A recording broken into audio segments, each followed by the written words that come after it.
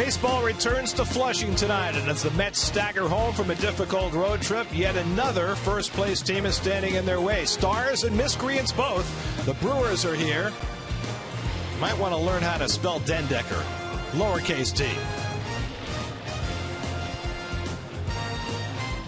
At Citi Field in New York, the New York Mets play the Milwaukee Brewers.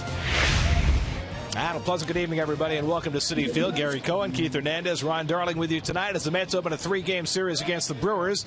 The Mets coming home after a 4-7 road trip that began well, 4 out of 5 in Philadelphia, and ended horribly, back-to-back sweeps in Chicago and San Francisco. And now the Mets play the Brewers, who are the surprise first-place team in the National League Central. And for most of this season, the Brewers have lived on very good pitching. Yeah, their pitching was extremely strong in the beginning of the year. Remember, they signed Matt Garza, who has been an incredible starter, but he's 500 now. You look at Willie Peralta, another 500 pitcher. Kyle Loesch has been their best so far, and their bullpen has been stronger than you think. When they got traded for Aoki to Kansas City, like Will Smith has been great, and K-Rod, yes, Francisco Rodriguez with 19 saves. Now, as the pitching has kind of gone backwards over the last few weeks for the Brewers, their offense has picked it up, and from some familiar and unfamiliar sources. Well, this is a team that's 4th in batting average. They're 2nd in slugging, 3rd in home runs. They've always had pop. They steal some bases. They had a great April, a so-so May when they lost Ramirez and Braun.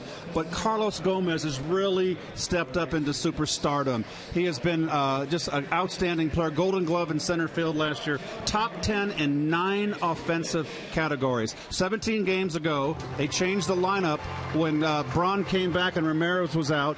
They moved Braun into the 2 hole and Lou Croy, who's come one of the best hitters, in the 3rd hole, and they put Gomez in cleanup where he's thrived. Since then, 17 games, they've averaged 6.1 runs per game. And that's going to be the test for Daisuke Matsuzaka tonight. Daisuke coming off really one of his few poor outings of the year in Chicago his last time. When you think about it, he's only really had 1 bad start and 1 bad relief appearance in Miami. The problem always has been for Daisuke, if you look at his numbers, when he's not throwing strikes, especially with the breaking ball, he's going to have trouble this evening.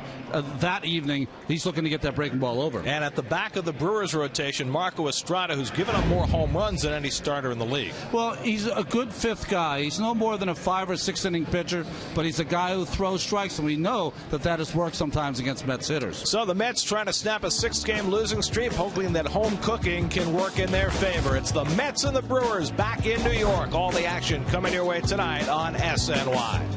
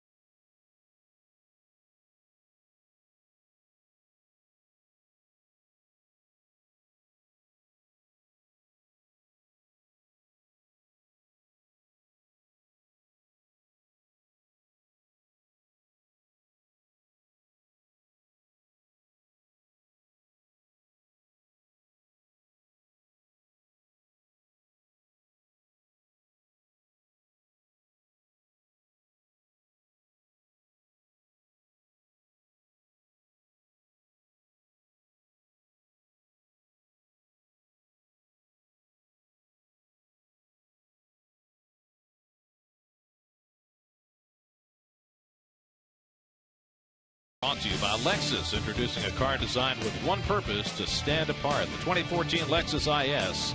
It's your move. By Verizon. Enter today for a chance to throw out the first pitch when you visit the Verizon studio at Citi Field or Mets.com/Verizon. By Geico. And by Budweiser. Great times are waiting. Grab some buds. Get to Citi Field this Friday for Free Shirt Friday when the Mets take on the Padres at 7:10. All fans in attendance will receive a Mets t-shirt courtesy of Premio. For tickets, visit Mets.com/Free Shirt Fridays. Earliest appearance of the year for the Verizon Trivia Question. Second segment. That's a new record. Which player has the most home runs in Brewers history? Wow.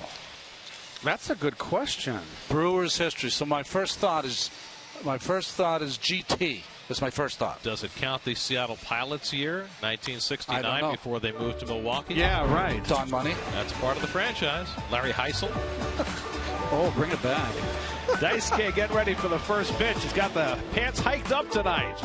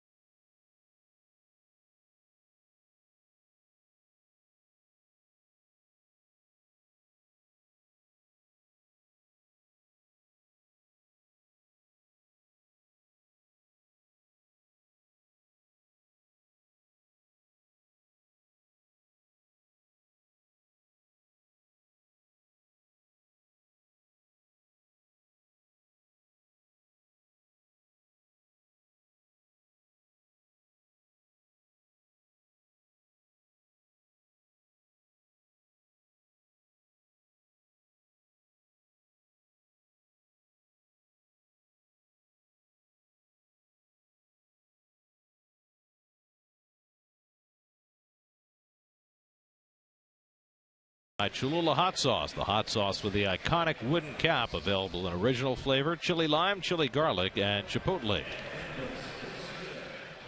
Queen's own 50 Cent is coming to Citi Field for a concert after the Mets-Padres game this Saturday as part of the Mets concert series presented by Dwayne Reed. Catch 50 Cent, joined by original G-Unit members, live in concert this Saturday. Visit Mets.com/concerts. Gary, you enunciated beautifully on 50 cents. Thank you. Have you read that promo yet? Because you're the only one who hasn't. You get the next one. Keith, it's not plural, it's cent, not cents. Okay. It's 4 bits to you. The Milwaukee Brewers starting lineup: Scooter Gennett in the leadoff spot for the first time this year. Gene Segura, who's been slumping a bit, dropped to 8th. Braun, Lucroy, Gomez, Ramirez. That's the killer part of this Milwaukee batting order. Daisuke Matsuzaka, Gary was mentioning that he's got the high socks working. Those are the real stirrups on Daisuke today. You see his Caesar's numbers for the season. 18 appearances, 2 of them have been starts. This is his 3rd start. Base on balls have been the issue for Daisuke so far this year. And we'll take a look at your Metsy defense. It's always brought to you by Lexus. Dendecker has earned his starts in center field. Chris Young in left. The injuries of the two guys down there, Lagares and Eric Young. Infield, Tejada's been playing well, so he's going to get the call. He's getting a chance to play every day. And Taylor Tegarden just called up with this when Darno sent down. He gets his start here, his first start behind the plate. There's Taylor, 30 years old, played with the Orioles the last few years. He was with the Mets in spring training, so he's caught everybody on the staff, but Dice K is a little different for most pitchers. He's different, but Dice K is the kind of pitcher that calls his own game, kind of marches to the beat of his own drum. So Tegarden is really going to go with what Matsuzaka wants to throw. Taylor Tegarden, by the way, top 5 all-time best Mets names. Taylor Tegarden. That's not a Tegarden. Early for Halloween, no?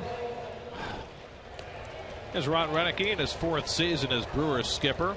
Won an NL Central title in 96 games his first season. Things have been going backwards since then, but they have certainly had a surprising start this year. 38-26, second best record in the National League, and sitting pretty atop the NL Central. Oh, they got the second best record in the National League. Mets just got through playing the team with the best record here, the San Francisco Giants. Scooter Gennett will lead things off from Milwaukee. Gennett's platooning at second base these days with Ricky Weeks, and that's worked out well for the Brewers, as has their platoon at first base, where they've got Lyle Overbay and Mark Reynolds combining in that spot. And Matsuzaka's first pitch of the night is too high, and we're underway at Citi Field. Gennett, 24 years old. 6th time in his career he's batted leadoff, but the first time this season. Strictly a left-hand batter. And Daisuke finds the inside with the fastball, 1-1. It'll be Gennett, then Ryan Braun, and Jonathan Lucroy to bat for the Brewers in the first inning. They've had Jean Segura leading off, but he's kind of slumped, so they've made a change here with Gennett. And a good curveball by Daisuke for a strike. Gennett being platooned with Ricky Weeks at second base, hitting .306. And Ricky Weeks also hitting over 300, slightly over 300. So a nice tandem at second base for the Brew Crew. 1-2, and it's a late swing foul. It was a one-arm swing there from Scooter Gennett. See, that never happens if you don't wear gloves. There's Ricky Weeks. Weeks was the full-time second baseman for the Brewers for half a decade, but no longer. He is strictly a platoon guy now, and he's thrived in that role. Well, they got him away from right-hand pitching. Sometimes you got to find your niche. 1-2. In there, call strike 3, and Matsuzaka has a strikeout to start the night. 1-2, protecting the plate, fastball away.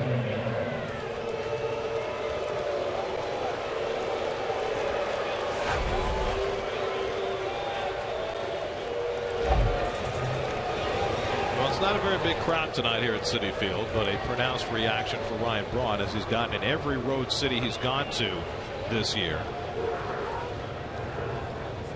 I guess anywhere except Milwaukee these days, Braun is looked at as about the greatest miscreant that baseball has had through its steroid age. Yeah, he's a pariah.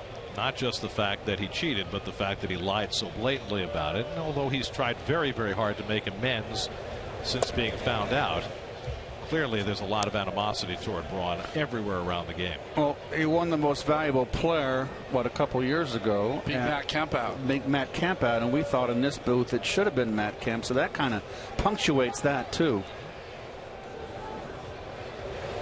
Braun has recently been out with an oblique injury, back for a couple of weeks, and swinging the bat pretty well right now, hitting a .304. 9 home runs. He hit 41 in his MVP season in 2011. He's not been close to that since.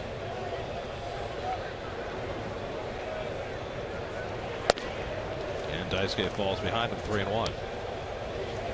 Braun is playing right field this year for the first time in his career. Started out as a third baseman, moved to left, and now this year to right, with Nori Aoki being traded to Kansas City. See his career numbers there. And he walks on a 3-1 pitch, and the Brewers have the first base runner of the night. fact, that number by Braun, 220, 31 less than our trivia question. The Brewers' home run career record. Okay. All right. So it's right up there. Trying to help. Well, here's Jonathan Lucroy, who's very quickly become one of the best catchers in the game. He has really come on offensively. He's made tremendous strides. One of the most improved hitters in the game. Last year hit 280, lifetime 279 hitter. And he's hitting .335 this year, second in the National League. Braun at first and 1 out. And Daisuke fires a strike. This is a very aggressive swinging Milwaukee team, except for Braun and Lucroy. Yeah. These are the two guys who will work the count. Just about everybody else in that lineup, whether it's Gomez or Ramirez or Chris Davis, they go up there hacking. Maybe Overbay in the lineup today. He might be another of your more cautious, patient hitters. Line to center. Dendecker measures it and makes the grab. Not an easy play for Dendecker on that ball hit right at him. Well, the ball hit right at you is always the one that you can misjudge. And Dendecker breaks in at first, but rights the ship. Easy recovery. He can play out there in center. And he's going to be playing there for a while. Juan Lagares has not even begun baseball activities trying to recover from an intercostal injury, so it looks like he's still several weeks away. And Dendecker's getting a chance to play, and he's played it well. Well, here's the Gold Glove defending champ in the National League, Carlos Gomez. And he is certainly a guy who attacks first pitches. Well, he's a hacker.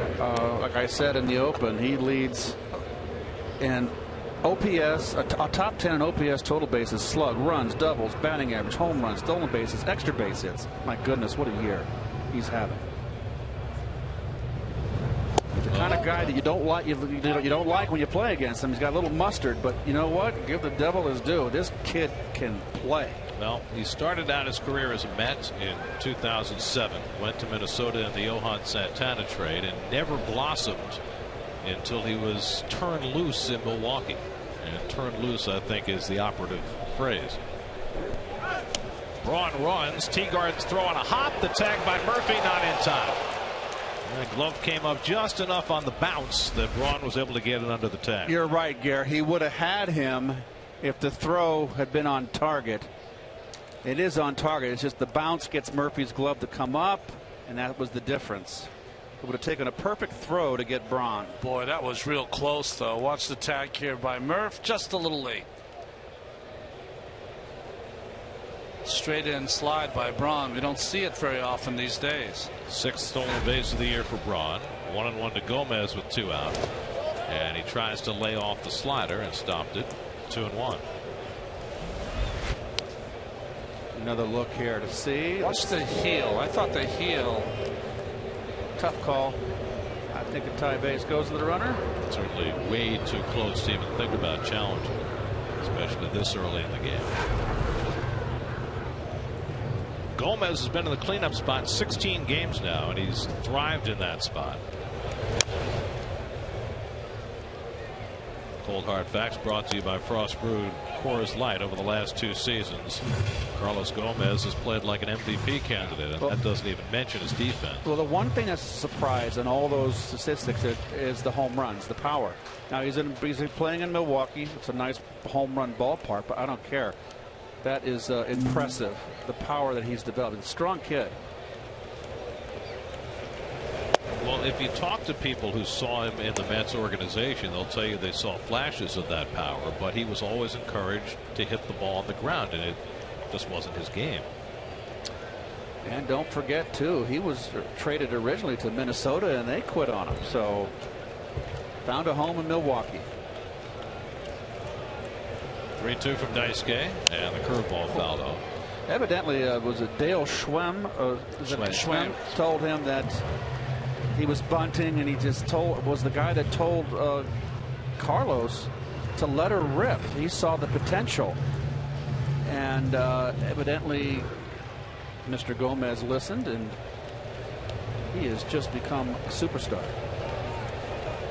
Again, the 3-2, and he fouls that one off. Sometimes you have to temper and match the personality and talent and way of going about things to the player and not to the system.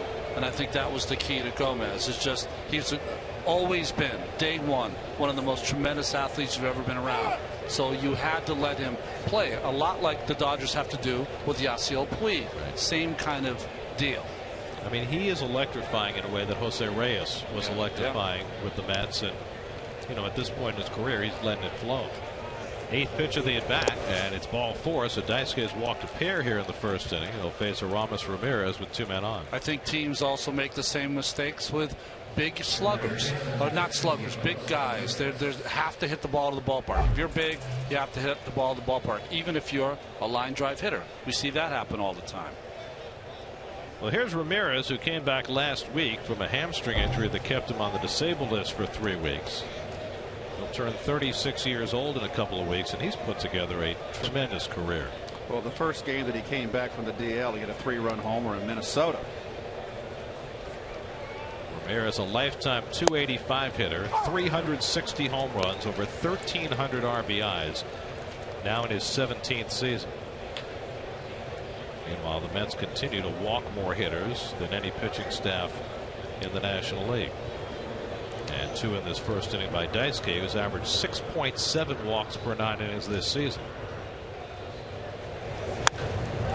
Long fly ball left center field, but Young's got it lined up. And so Daisuke able to work around a couple of walks in that opening inning. Mets come to bat in the bottom of the first. No score at Citi Field.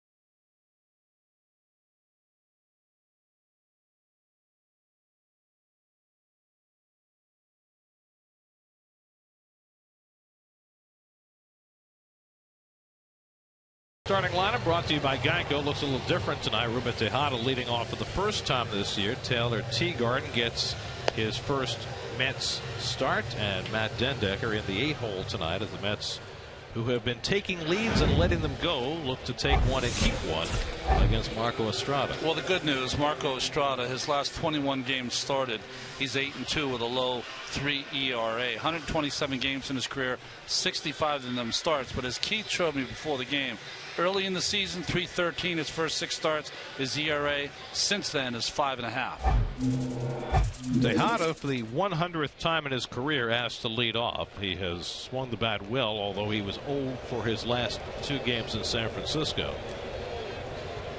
And Terry Collins searching for a leadoff hitter right now. Tejada gets the call tonight and takes the first pitch wide. His lifetime on base percentage as a leadoff hitter is .318. Not exactly what you're looking for. But Ruben has certainly been on the upswing over the last couple of weeks.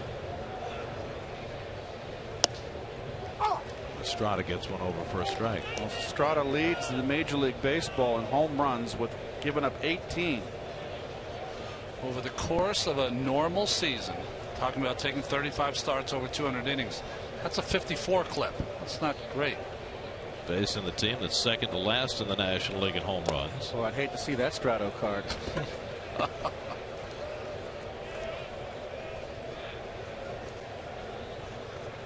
Daniel Murphy on deck, David Wright behind him. Mets have been striking first all year. They've scored 45 first inning runs, third in the major leagues. And Tejada gets a hold of one deep left field. Davis back, and right at the wall he makes the catch. So Tejada, who slugged a couple of home runs on the just completed road trip, came close to another one. Nice play by Davis, getting back here to the wall. Makes it look easy. The late Bill Robinson, who used to be the hitting instructor for the Mets in the 80s, used to always have a line for that. Don't worry about it, boys. A little man hit it. Remember, he would always say it. So, leadoff hitter in Tejada, not enough to get it out of here. Not here. Would have been gone in Philly, where he hit one. Would have been gone in Chicago, where he hit one. He hit that one in Chicago against the Wind.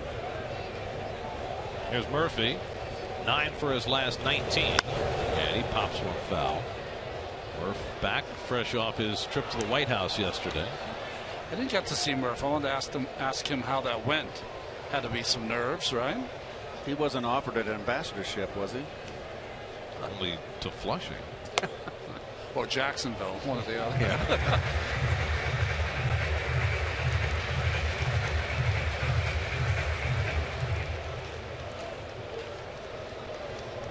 Murphy leading the National League with 79 hits. And a good changeup by Estrada. That's his best pitch. Well, this is Chris Davis after the catch. Let me see. Where do I play this guy? Oh, okay. He's got a little cheat sheet. He does. He does. In fact, some of the Milwaukee outfielders, we've seen them have a cheat sheet in the outfield. It's like a quarterback. Murphy pops one up into shallow center, and the Gold Glover Gomez is there. 2 out. And we'll take a look at the Brew Crew defense. That's brought to you by Coors Light, of course. Gomez, of course, out there in center field, a Gold Glover. Segura, a very nice glove at shortstop. And Lucroy behind the plate, really come into his own. They've stuck with Lucroy a long time, and he's just blossomed. So here's David Wright, who got most of the day off on Sunday. So he's basically had 48 hours or so off, except for a pinch hitting assignment. You know, Jonathan Lucroy, Keith, you mentioned him. It makes me think of Travis d'Arnaud. Lucroy was a guy that came up, was going to be a tremendous offensive player, and then he wasn't. And like you said, they stuck with him.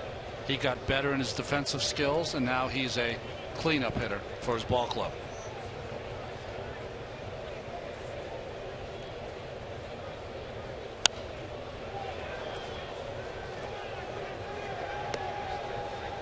Really been a struggle for Wright. Just 6 hits in his last 44 at bats.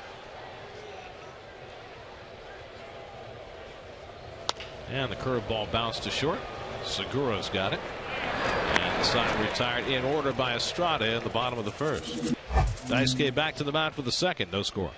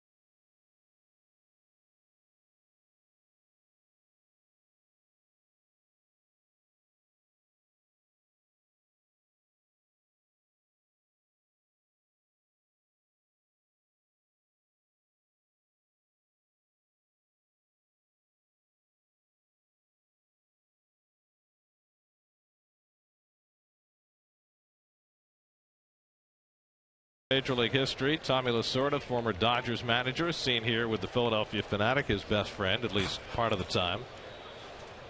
Stole his ATV. Oh, that'll get you in trouble, Tommy.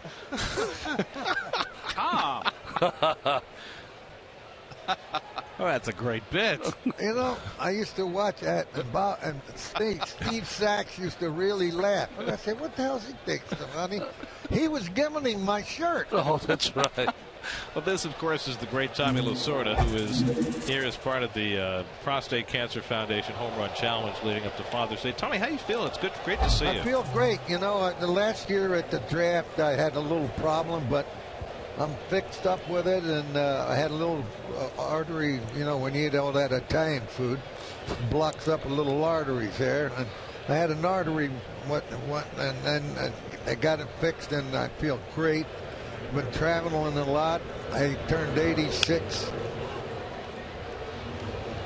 Will pop up, and that's going to fall foul. So, Tommy, tell us about the home run challenge and what you're here for. Well, Michael Milken, if there's anybody who's going to find a cure for prostate cancer, it's going to be him. He's put a lot of time, a lot of energy, and a lot of his own money in it. And by golly, to me, he's one of the most brilliant men in this country. See, we've already cut down about 1/2 of people dying from prostate cancer. And so, you know, we're making great strides when you cut that down in half. And we think we're going to even cut it down more this year. But we need, you know, we need people to help us too, you know. We collect a lot of money on home runs hit. We see if we can hit a few home runs here tonight.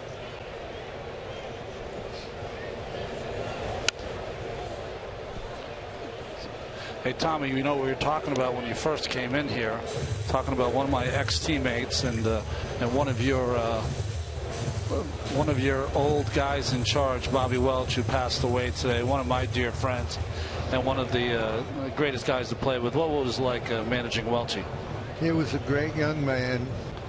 He had a lot of courage. He had a lot of heart as a pitcher. I will never, ever forget the confrontation with him and Reggie Jackson. He must have thrown 16 fastballs, every one of them the same speed, and he swung it 16 times with the same bat speed. And I'm on the edge of the bench like this. I couldn't believe a confrontation like that. And he struck him out. And Reggie broke the bat and all that stuff, you know. But Bobby had tremendous ability. You know, when we traded him, went over there and won 27 games. That's right. As Chris Davis strikes out. But I just got back from Zimmer's funeral. Yeah. And now this guy goes down. And I'm saying, maybe I hope I'm not that third guy. No way. Well, I tell you, we got four brothers, and we're all over it. Four in the 80s. And I'm going to write a book that's going to say, God just doesn't want us. So, Tom, how many years did you manage with the Dodgers? Managed 20 years. Your favorite team, or your best team you ever managed in LA? Well, you had a lot of good ones. That 77 team was fantastic. In 1976, we finished 18 games behind the Reds. In 75, they had back-to-back world championships, and I took over the team, and I told my guys, I said, I hate the color red, I hate the Cincinnati Reds, and you're going to hate them too. And we beat them by 12 games. Now, you were the one that managed in Albuquerque all those years. Yeah. Russell, Garvey, Lopes, and Say, and they came up with you. Did you have a say in that? Did you want them up with you when you got the managing job? Look at me. First of all, I sent them to the big leagues. and when I took over as manager of the Dodgers, 21 of the 25 players played for me in the minor leagues. Now, they were all Dodgers. Right. You don't see that anymore. No. You go over our club right now, there's only one guy, maybe a Dodger. That's right. Overbay called out on the check swing, 2 out.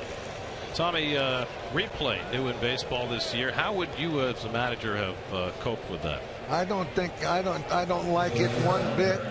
I think, hey, how many times does an umpire miss a play?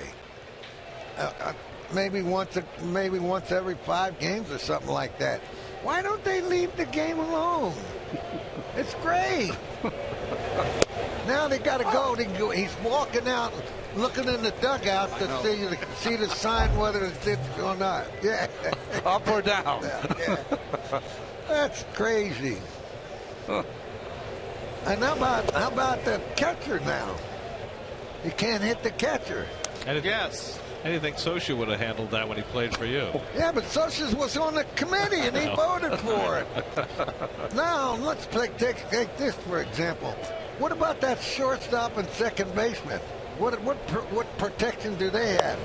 Well, they haven't made a rule there. They're allowed to cheat still, right? The double play ball. They're not going to call that.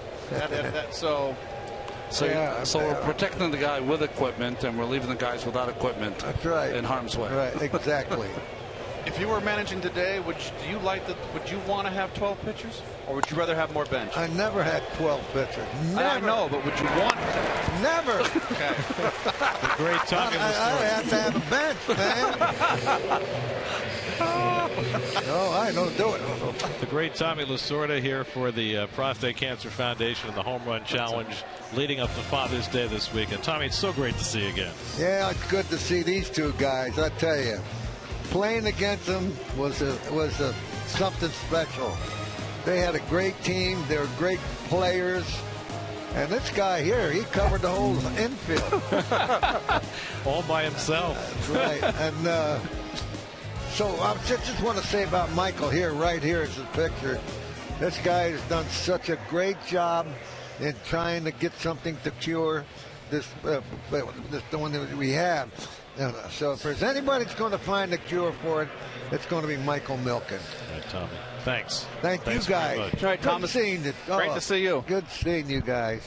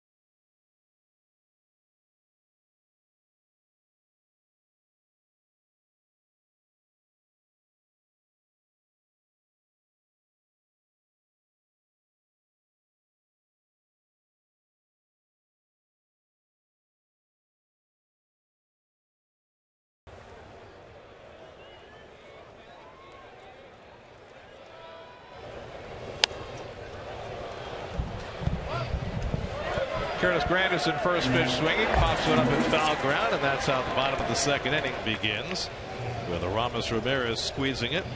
Always fun to have Tom Lasorda in the booth. He is one of a kind, isn't he? Chris Young coming up for the Mets, but you raised the issue with Tommy, and we need to talk about this more. The death, far too young, of one of the greatest pitchers of his generation, Bobby Welsh.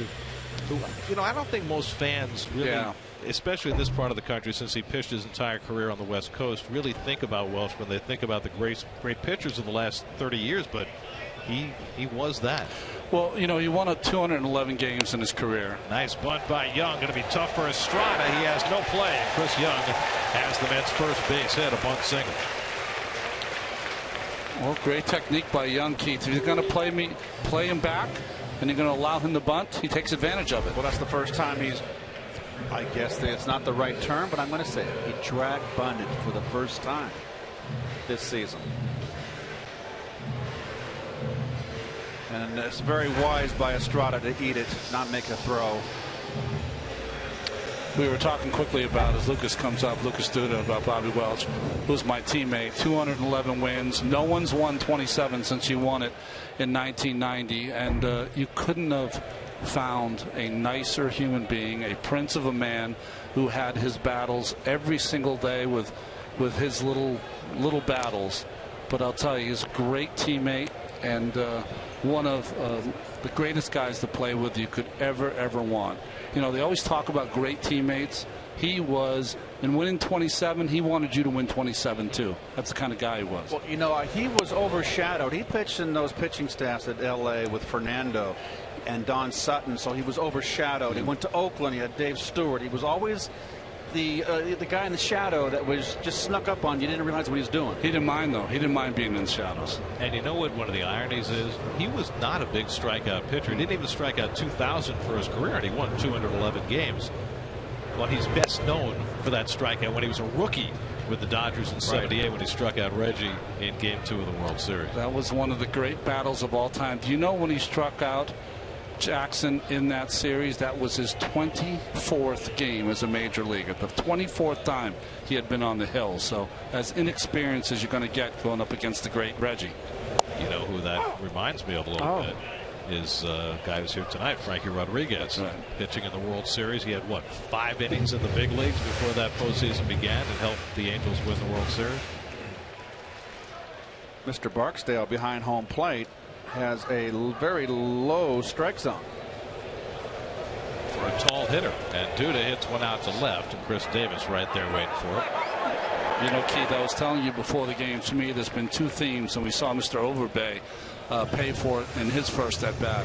The umpires are calling the low strike. That is across the board, across Major League Baseball, and there is no such thing as a check swing anymore. There's an offer. If you offer, you're going to sit down. Right. And I got to think the umpires, and I don't know, this is speculation on my part. I got to believe that it's coming from up top, that anything close to move the game along, to make it faster, I'm assuming. And then they institute the challenge rules that make it infinitely longer. This is Taylor Tegarden, his first at bat as a Met. He's hitting .279 with 8 home runs in Las Vegas as he flies that one foul. Now, Tegarden has played in parts of 6 years in the major leagues. In those 6 years, he has 467 at bats, so less than what you'd consider a full season. Lifetime .206 hitter, but in those 467 at bats, he has 20 home runs. So he's kind of your classic backup catcher, a guy who, when he was first drafted out of the University of Texas, was expected to be a star. Hasn't quite worked out that way. He was the backup to Matt Wieters. Young takes off early and steals the base standing up. Well, Mets have been taking off early and getting caught. This time they took off early and got away with it. I don't know where this comes from, and I think it's great that it's successful.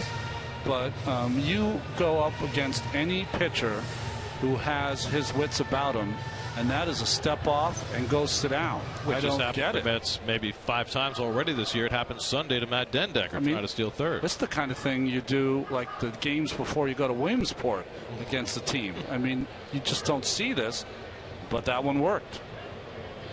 So runner in scoring position, 0-2 to Tegarden. 6th stolen base for Chris Young.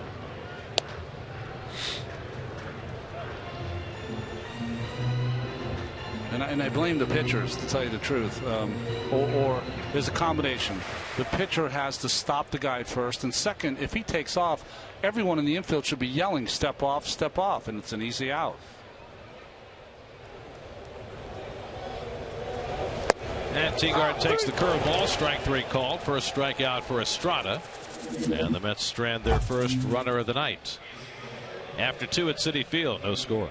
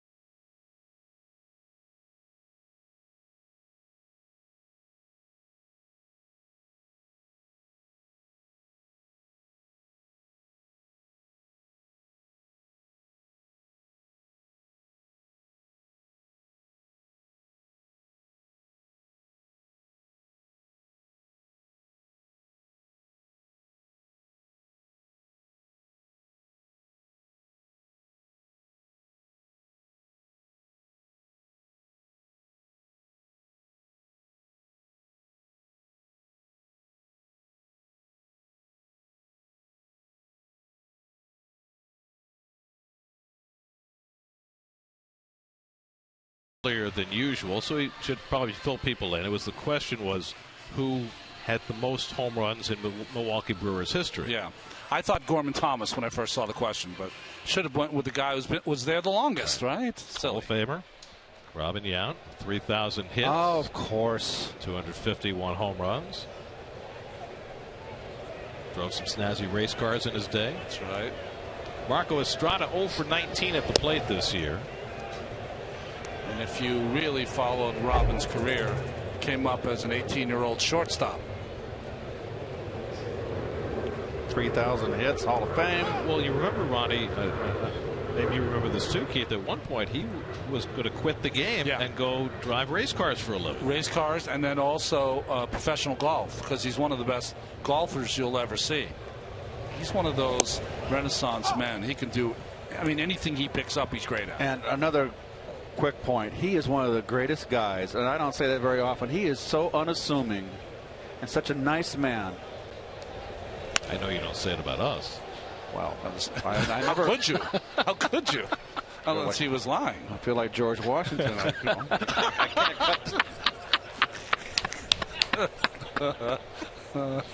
We are your cherry tree.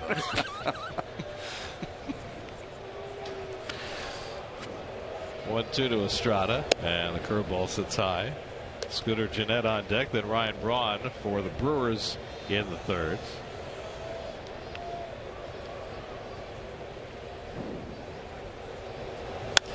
And Estrada's got his first hit unless Granderson can throw him out. Nope.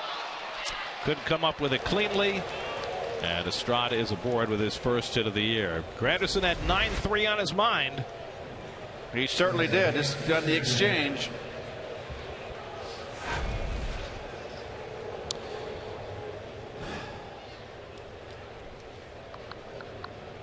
So the Brewers have their first hit, and it comes from a pitcher who had not had a hit this year.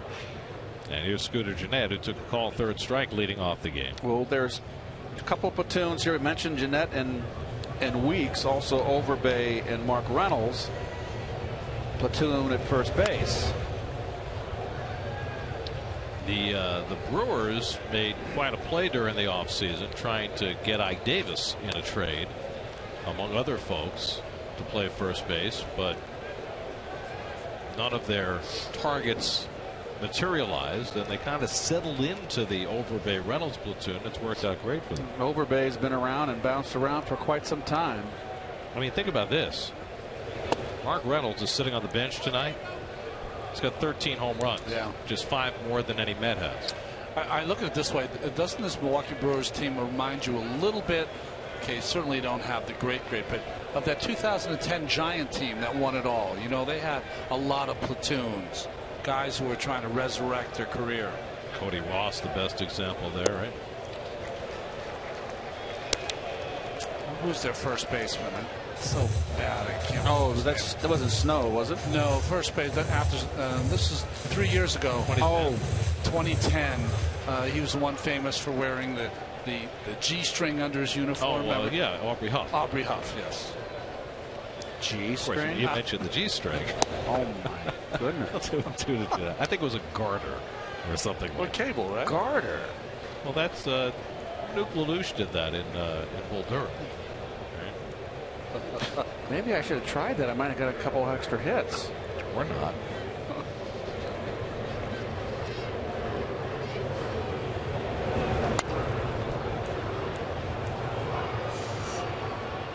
Daisuke certainly looks a little sharper tonight than he did in his start in Chicago. Yeah, he was out of sorts in Chicago. Didn't have it. I think he faced 20 hitters in Chicago. Only 8 times did he throw a first pitch strike. So, I mean, that's the difference. Aggressive. Matsuzaka, when he's aggressive, that's where he's at his best.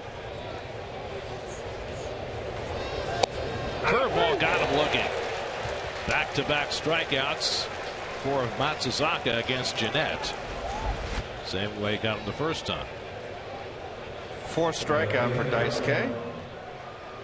Yeah, that start in Chicago, Ronnie, what did him in was the walks. And 4 to 3rd. Daisuke had 5 walks and 4 base hits. I never thought of it in terms. You always say that's 9 base runners and 4 1/3. You're not going to get successful that way.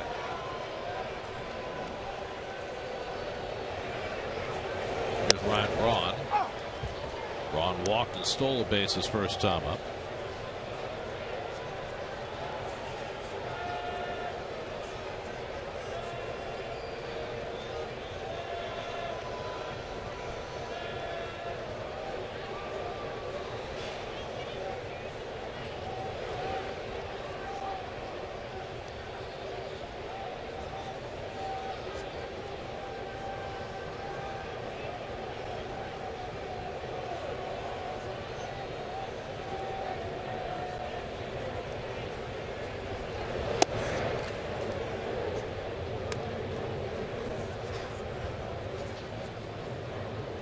Ryan Braun came out of the University of Miami and hit the ground running as a Brewer.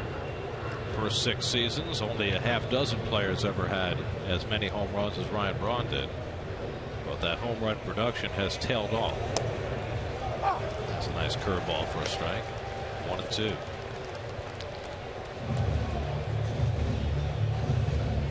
Jonathan Lucroy, the number 3 hitter on deck. Brewers were a 74-win team last year, but they have burst out of the gate this year, 38-26 and sitting atop the National League Central. One of the reasons why Braun finally accepted his 65-game suspension last year was the fact that the Brewers weren't going anywhere. He figured he could start off fresh this year rather than fighting the suspension the way A-Rod did. Well, that's why it became such a bone of contention for Nelson Cruz and the Rangers, because they needed him down the stretch. Into left center, and over comes Young. And that's the second out.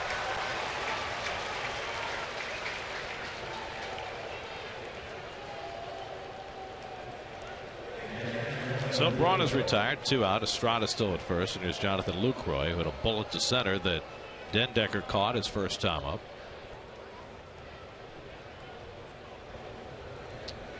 The Brewers are 5 games up on the Cardinals, 7.5 games up on the Pirates, who made their big move today. Pirates called up one of the top prospects in baseball, in Gregory Polanco, and put him in right field. Toward the left field line, foul.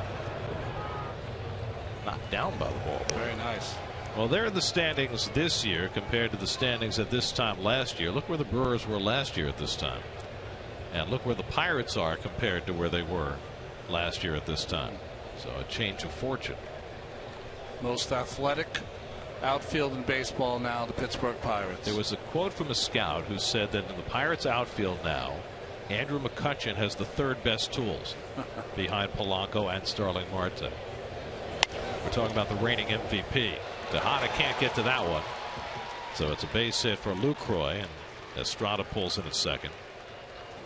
I was watching some of Polanco's swings on video. Left-handed stroke, and he's got some serious power. Well, he's got serious power, but did you see a little Darryl Strawberry in him? He has a long swing that reminded me of Straw. Not as majestic as swing. It's a little more jerky. It's a little more jerky. It's a little more flatter, not as much of an uppercut.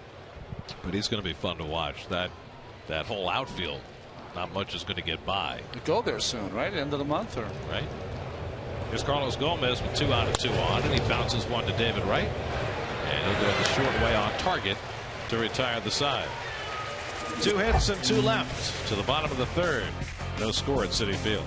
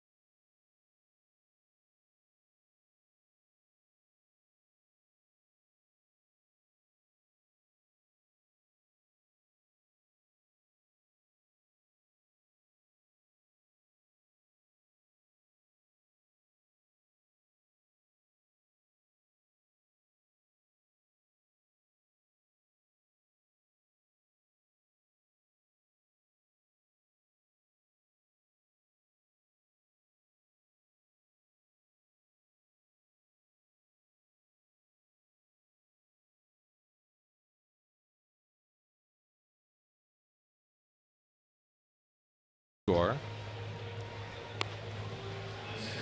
Matt Dendecker will lead off for New York, the Mets center fielder.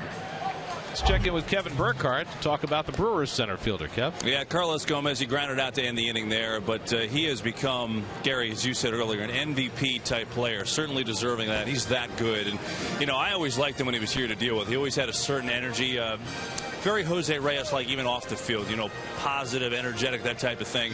But, Keith, as you pointed out, the home runs has been the biggest thing in this game as far as a transformation as an offensive player. I mean, he's turned into a power hitter, adding it to everything else. And I had a long conversation with him today, and I asked him how it happened. He said, you know, I go back to basically 2012. He said, you know, in my whole career, because I was fast, everyone tried to make me hit the ball on the ground, run it out, bunt, and you know, I tried to listen. And I guess I got to a point where I felt like if I was going to be released or be cut, or if this was what I was, I wanted to try and be me before going out that way. So back in 2012, the Brewers were heading into a series in Philadelphia. This was July 23rd. He went into Ron Renick's office and he said, listen, I certainly would never want to disrespect you or the coaches. I love the coaches and how they treat me, and I want to work hard for you. He said, but I feel like I want to try and be me here. I feel like, and when I'm saying that, I want to swing hard. I want to go up there and swing hard. That's a hard swing. Pretty deep, but I think Gomez will corral it just fine. And he said, I really want to try and do this and be me. And that is me, going up there and being aggressive and swinging hard. And Ron Renick, he said, okay. That series in Philadelphia, he had 2 home runs. He had 14 home runs the rest of the year. And so it went from there, guys. So it's really amazing. A guy that had gotten to a certain point just really asked if he could be ultra aggressive, and kind of the wild man was let free. Well, he's one of those guys when he came that got your eye. He's got the speed. He always had the defense. The defense is the easy part of the game for the guys that can pick it. And it's just whether they can hit. I mean, how many times have we said it up here? And it's amazing how he bounced around, and then he found a home in Milwaukee. And Milwaukee's always been a team like the old American League team when they came over to the National League. Like they didn't fit into the National League mold of speed and hitting and running. But this lineup now, this new lineup with the Brewers, they have a lot of speed, and they still have the pop and the hitting. How about Ron Renick on this today? When I was speaking with him about Gomez, he said, you know, his style really goes against all that I think, but then there's this side of it. When he asked me that day, what I thought of is, you know what, it's about a lot of individuals, and sometimes what you can do differently to get them to go. And for him, he's found a way to take that wildness and make it kind of a controlled wildness. So it was Renick relenting there too, fellas. I think the most important thing, Kev, too, and the strike 3 called on Daisuke, is one thing about Carlos. He comes to the ballpark every day. You never see him out of lineup. He's missed 5 games this year, 5 in a row, but he comes and plays every day, and he does hustle. He plays hard. He may make you angry. He got a little bit of antics and a little bit of mustard to him, but boy, oh boy, you got to respect the way he plays the game, the way he hustles. Well, I think it really speaks to what Ronnie was talking about before, that, you know, there are different types of players in this game, and it's hard to put everybody in the same box and make them conform to the same ways of doing things in order to get the best out of them. And I think it's a great lesson. It obviously was a lesson for Renick, and one that it was difficult for him to get to, and it was hard for Ron Gardenhire, who had to watch Gomez struggle so mightily in Minnesota trying to do what they were trying to get him to do, and it didn't work for him. Ruben Tejada hit one to the fence and left that was caught his first time. When I saw Gardy in the playoffs, they were playing the Yankees.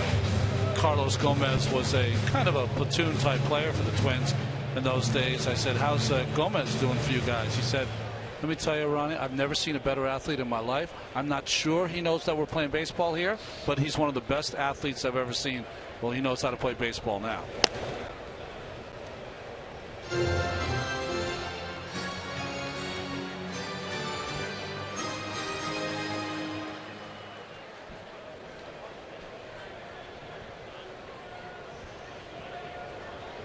One-two from Estrada. And Tejada takes a sinker low. Well, those were the names that went from New York to Minnesota in the Johan Santana trade. And You know, at the time, Philip Humber and Kevin Mulvey and Dale Guerra were all as highly regarded as Carlos Gomez. But as it's turned out, Gomez has been the jewel. Although the Twins, well, you can say they didn't get a lot out of him, but then they traded him for is it J.J. Hardy? Yeah. And that worked out for them. Well, I mean, Humber has the perfect game to his name, but Carlos Gomez has the career. Yeah, Humber really has one night. It's more than most. 3-2, and it checks me. I think Mulvey is now coaching at his alma mater at Villanova. Oh, okay. That's the last I heard on him. By the way, speaking of former Mets and Twins, Mike Pelfrey had some elbow surgery today. His career has not gone as planned.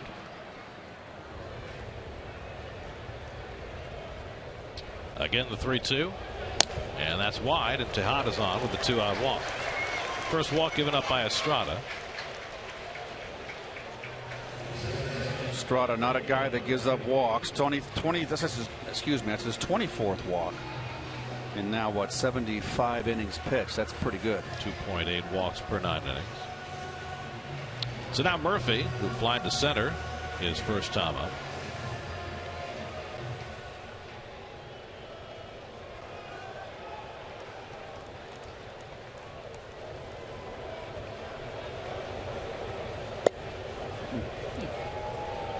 It's an interesting way Estrada takes his set, kind of bounces his leg a couple of times. Yeah.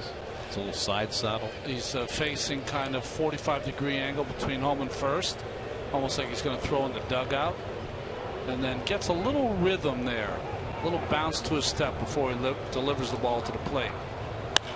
Drilled deep right field. Back goes Braun, looking up near the wall, and it's off the top of the wall and out of here. Daniel Murphy with a 2-run homer.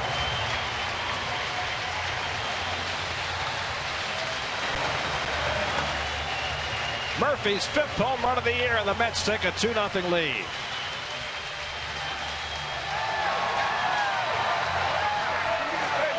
Well, Murphy had won Friday night in San Francisco to give the Mets a lead. Now it's another 2-run homer to put the Mets in front. Well, I can see why Estrada gives up home runs. He pitches up in the strike zone. There it is, right down the middle, a little above the belt. Murph just squares it up. Murph just continues to be the most consistent hitter in the Mets lineup. When you're a pitcher, sometimes you look back on your mistakes, and this is definitely a mistake from Marco Estrada. But you know what the mistake was? Walking Tejada with 2 outs. That's the mistake. Should have never had to face Murphy, and when he did, served up a fat one. There's beautiful swing right there. That's picture perfect. David Wright hits one out to right. This one's right at Braun, and that retires the side. But Daniel Murphy's 2-out 2-run homer puts the Mets in front. Murphy's 5th of the year, and the Mets again have themselves an early lead. See what Daisuke can do with that. 2-0 New York as we go to the 4th.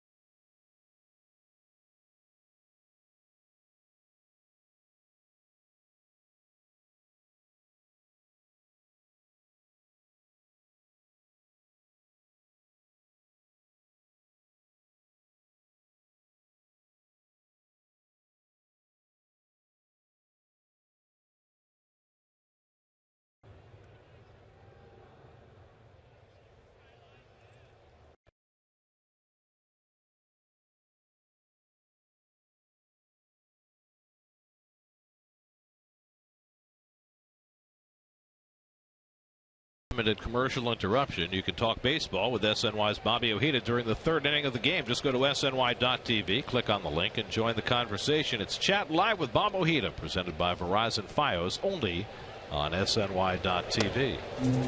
Daisuke Matsuzaka starts the fourth inning with a little chin music for Aramis Ramirez. He played with Bobby O for 4 years. He didn't say a word. Now he's got a chat thing? Well, he doesn't have to actually open his mouth. He doesn't. Oh, just the typing. Okay. Yeah. All right. Ramirez flied out to left his first time. Daisuke pitching with a lead for the first time tonight. And Ramirez pops it up. And Tejada grabs it one away. Watching Daisuke come up and in on that first pitch to Aramis Ramirez, it harkens back to Sunday when Zach Wheeler drilled Hunter Pence in the ribs. Got him good, didn't he? That was a classic drill shot. If it was, I don't know if it was purposeful, on purpose, but he hit him right in the ribs. Well, before the Giants game tonight, Bruce Bochy, talking with reporters, said that the Giants knew why Wheeler hit Pence. He wouldn't say what that reason was. And I don't have any idea what that reason might be either. There's a big cut by Chris Davis, well, nothing in one. Boch was alluding to a hard swing that Pence took that brought him to his knees earlier in the game. He thought maybe that was what it was for. Who knows? I know that Zach Wheeler said it definitely was not because of that. But if I were Zach, I would have said, you know what? They can believe whatever they want to believe because I don't really care. It's part of the mind game. Yeah, exactly. I hope he thinks that I try to hit him next time we face each other. Well, it good. Followed the ending where the Giants really hit him hard. 4 hits, 4 rockets, and 3 runs, and he was the leadoff hitter. Well, he really got him. He got him 94 right in the ribs. But as the Giants have done all season long, what did Pence do after that? Fly ball to right center field. He tagged up onto second base, scored on a 2-out hit. You know, well, Giants did that kind of stuff the entire series. That's the payback. To me, that was the most impressive thing about watching San Francisco over the weekend. I mean, they're obviously a very talented team. But it seemed as though every time they got into an RBI situation, they hit a line drive. And every time they needed to take an extra base, they took the extra base. And they're getting it from their little guys. Their bench is not that great. Look at their numbers. They're awful. But when their bench players start, they're in the middle of things. They're driving in runs. I mean, they're not. They hit for home runs, but you know, Buster Posey was in a slump. He had the one big day, and that was it. And now Davis gets hit by the pitch. What are you talking about? Guys like Blanco and guys like that? Yep. Yeah. They were all a part of it. And we only got to see Machi really get one out, and he came in with a runner on third, and it was a tough on that little fork ball. Forkage. He almost threw a wild pitch. Well, even without Santiago Casilla, that is a very tough bullpen. You know, Romo at the end has become an elite closer. I mean, nobody ever expected that was going to happen. And Affeldt does not get enough credit. Right. He is really good. Those two guys and the left-handers in the bullpen. Yeah. Lopez too. Yeah. Overbay takes outside. Overbay struck out his first time up. And Bochy does a good job. Obviously, he's had success everywhere he's been. He hit and run. It was a hit and run actually during the series. How rare is that? Stunning. And they're playing without their best hit and run guy, Marco Scutaro, who's been out all year. Keith, was there talk out there? Because I've heard some talk on the East Coast. You know, sometimes there's a lot of hyperbole here. Of Utley maybe being a guy they trade for. That was swimming around a little bit. And it was out in the waters. We got a whiff of it. It was around.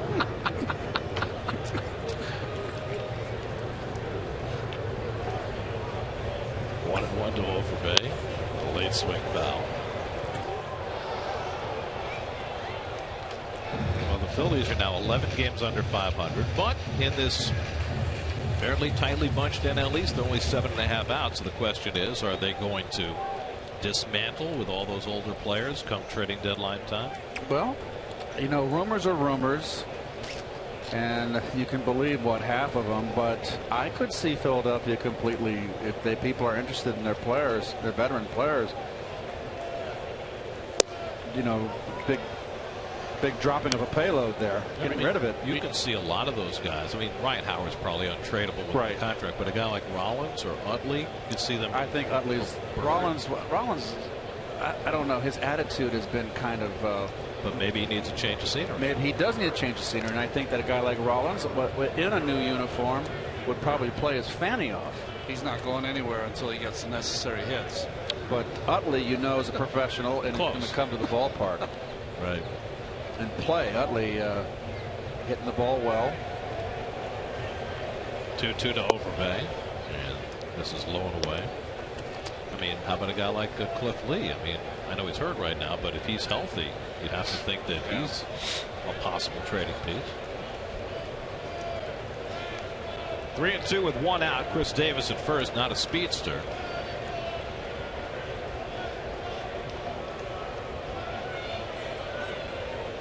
He's running.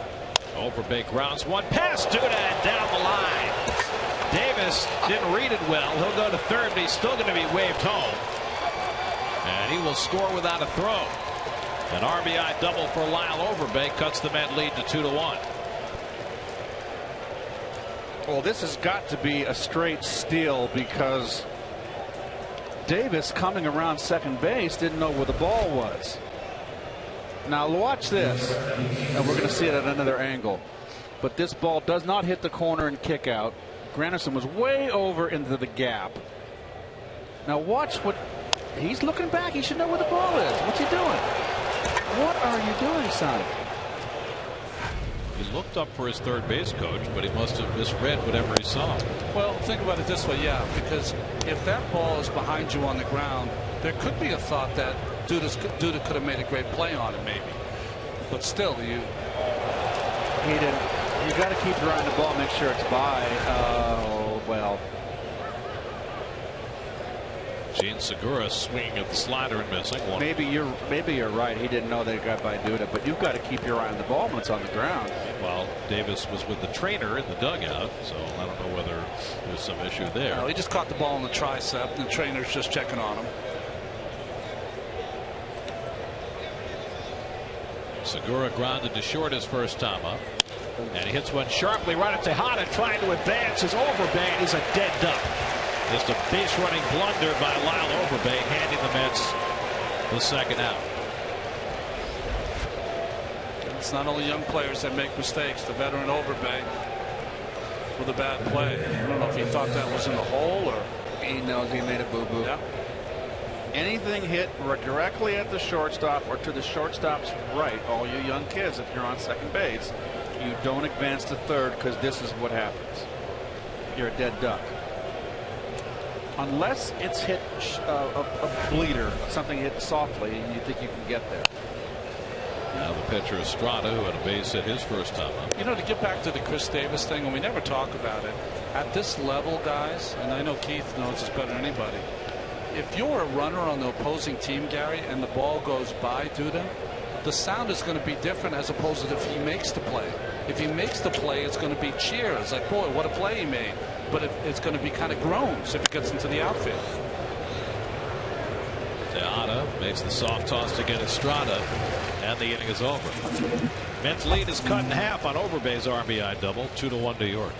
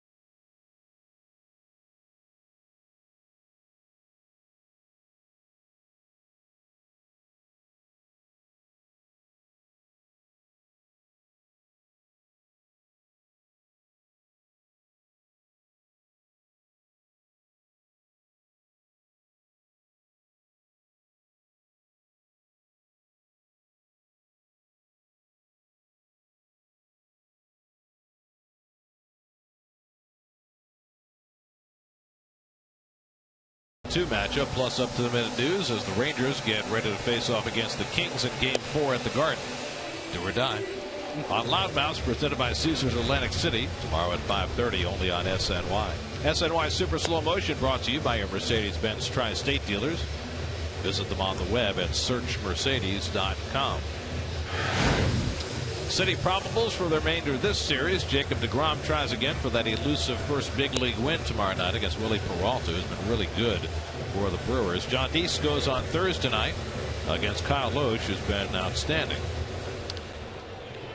Keith, I was off the radar for the deGrom start. How did he look in Chicago? Was it Chicago he pitched, or? Yeah. It was probably a game he was the least sharp of all the starts he's had. He's had some tough luck. Keep up the home run to the pitcher. Oh, Travis Wood. Yep. Well, that was right after an overturned call, and it was almost as though he wasn't ready because the inning was supposed to be over, and then the Mets had a call overturned that produced a run, and then the next pitch, Travis Wood hit out of the ballpark. All of a sudden, it's 3-0. Travis Wood hits at least 1 home run per start against the Mets. Seems that way. Granderson fouled out to third his first time up. Young and Duda to follow. Mets up 2-1 in the 4th. So the Mets have now had the lead at some point in 15 of their last 16 games, including tonight. They've had at least a 2-run lead in 13 of those 16 games, including tonight. Strike 3 called, and Granderson is caught looking. And yet here the Mets are sitting with a 6-game losing streak and feeling as though the world is falling apart. Why? Because they've already lost 21 games this year that they had a lead, and they've lost 11 games this year in which they had at least a 2-run lead. Last year, all season, they lost 14 games in which they had at least a 2-run lead. We're not even close to halfway through this season. Now, some of that obviously lies on the bullpen. Well, you can't blame it all on the bullpen, though. I mean, Matsuzaka gets a 2-run lead. He gives a point back in the next inning. That's a very important inning for the starting pitcher. So that is part of it. Not adding on runs after you have a lead. That's part of it. There's many reasons. Young with the swinging bunt this time after bunting his way on the first time, and he's thrown out 2 away. So you're the manager of this team. You keep going in front. You keep having scoring opportunities that go by the boards. What is a manager to do? What's a manager's role in trying to turn that around when a lot is absolutely going right? To have the lead in 15 out of 16 games, something's going right, but you're not able to finish the deal. I don't think the bullpen's been that bad. I think the bullpen's been pretty good. I think there's a lot of things that go on. But I think the primary culprit of it is this team's lack of inability to hit the men on base. They can't add on. They can't get in a run. And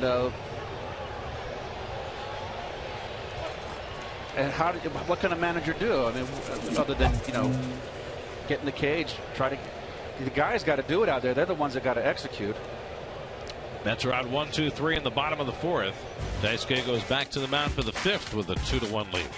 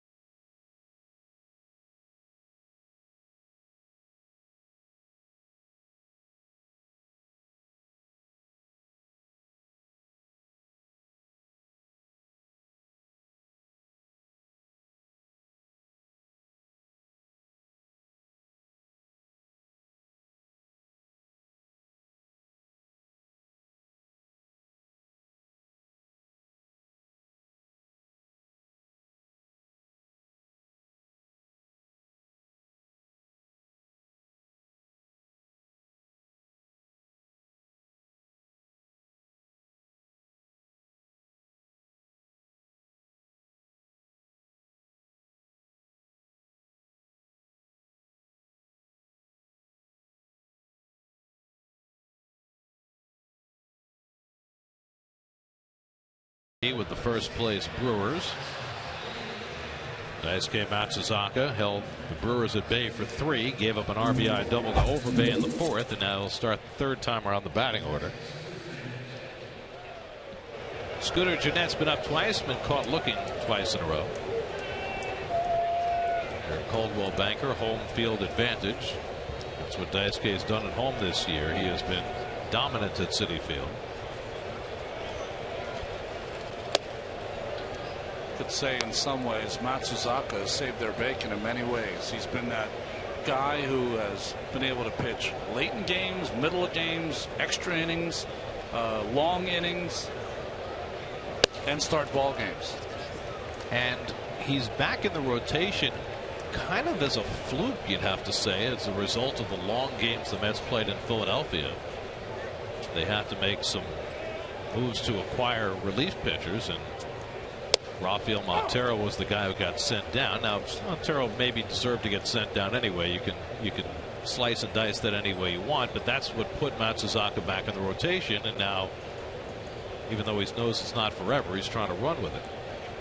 Dylan G has taken longer than anyone thought he would to get better.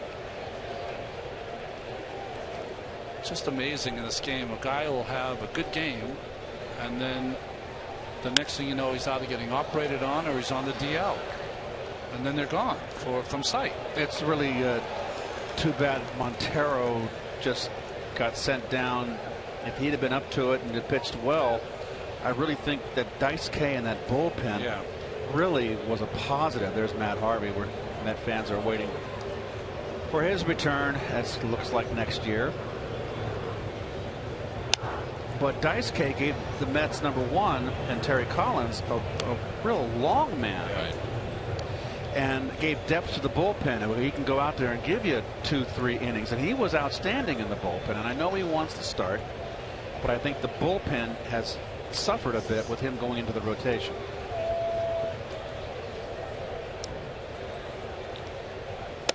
And Jeanette takes outside ball 4 and a leadoff base runner for the Brewers. 3rd walk given up by Matsuzaka.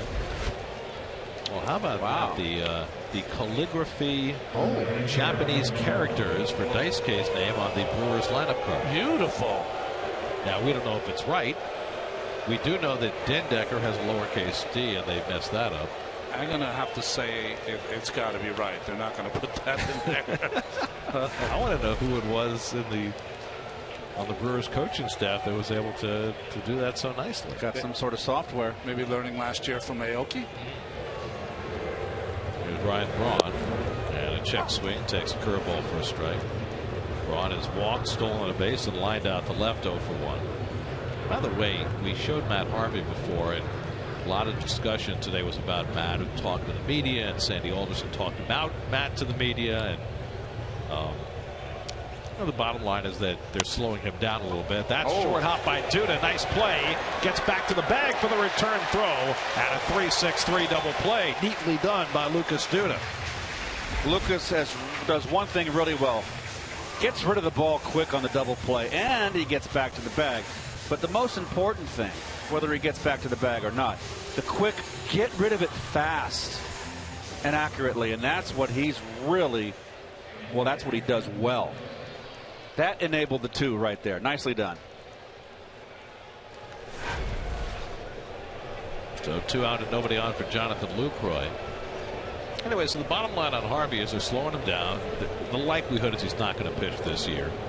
And Terry Collins was asked about the fact that Matt has been very eager to push the clock forward, and Terry's line was, he said, that's what his whole life's about.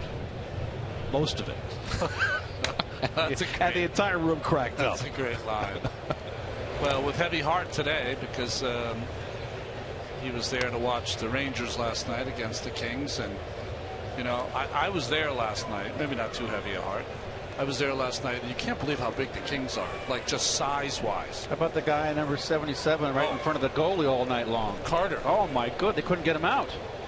Huge. They're just really biggest hockey team I've seen in a while. Boston Bruins are big, but they might be bigger.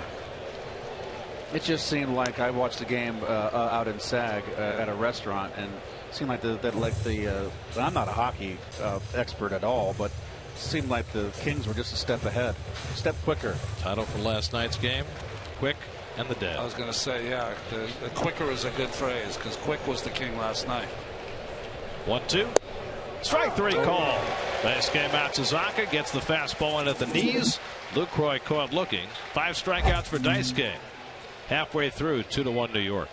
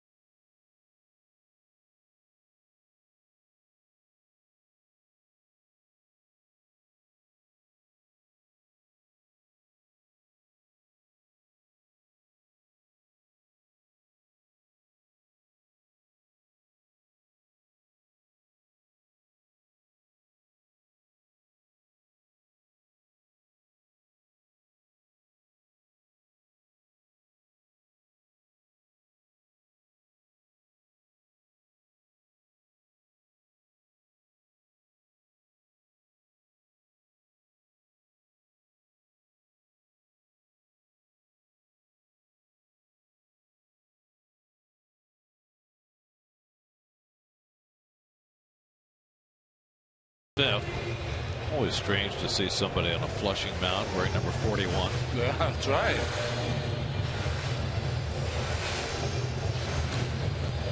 No Met will ever wear that number on the mound. Tommy Goodwin, Mets first base coach.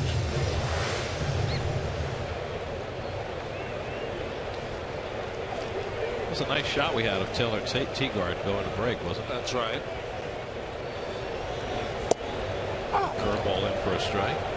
Tegarden took a call, third strike in his first at bat as a Met. So Tegarden was on the Texas Baseball Club, right? Was we on the team with Omar Quintanilla? Both University of Texas products.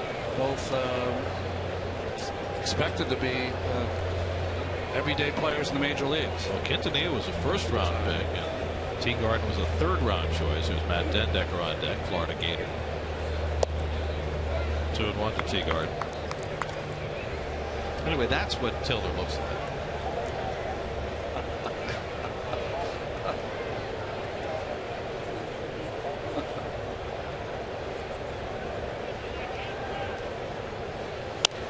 It's kind of like when you're a Twitter voyeur, so you just have the egg there instead of your picture. Right, no avatar. Yeah.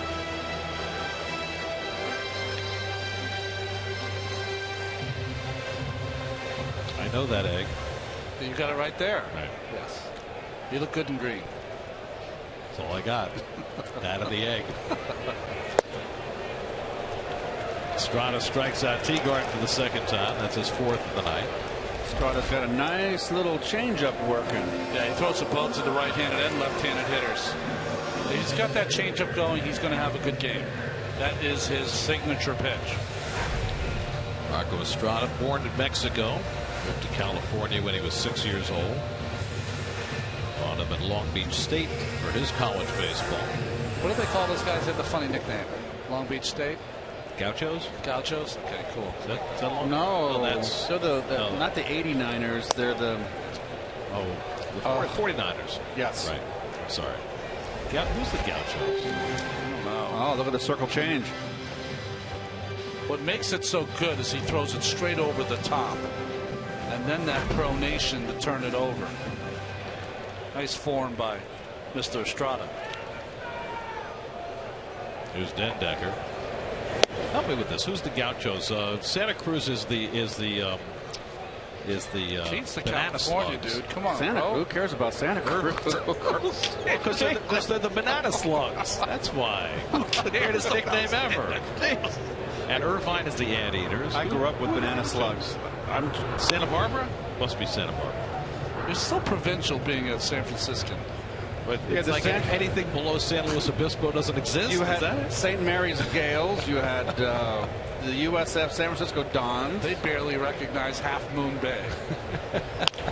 Yanked toward the hole, and Dendecker has a base hit.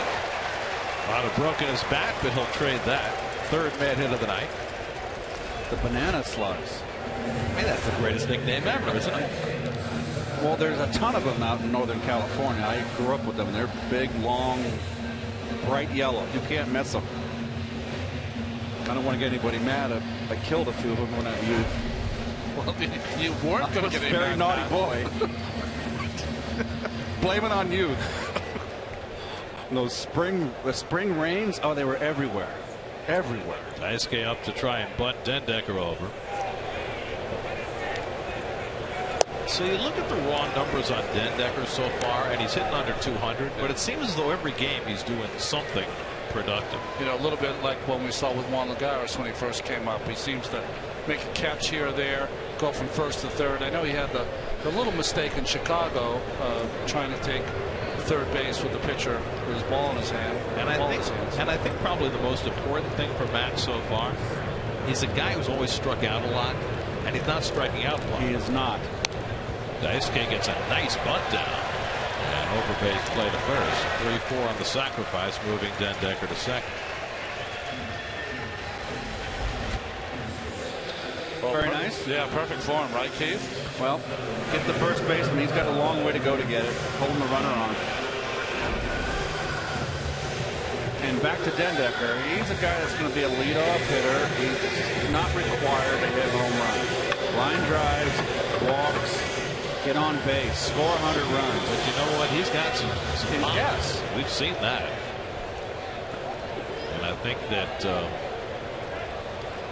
that's one of the things they expect from him, is that Matt is going to hit some home runs. But you know, the time is now for Dendecker. He's an older player. He's 26, almost 27 years old. Amazing. That's an older player, but that's fact. Well, if you're a prospect. That's right. It was like Lenny. Lenny said, dude, they're not going to pay me if I don't hit home runs. Lenny. Score 100. Hit 300. They'll pay you. Paid him more when he hit home runs. Tejada walked and scored his last time. He takes outside.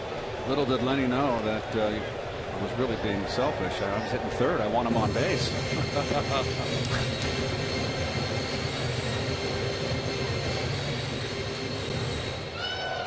Maybe changing the signs there, Lucroy and Estrada. No need usually when you have a youngster on second base. You never even think about it. I would think so.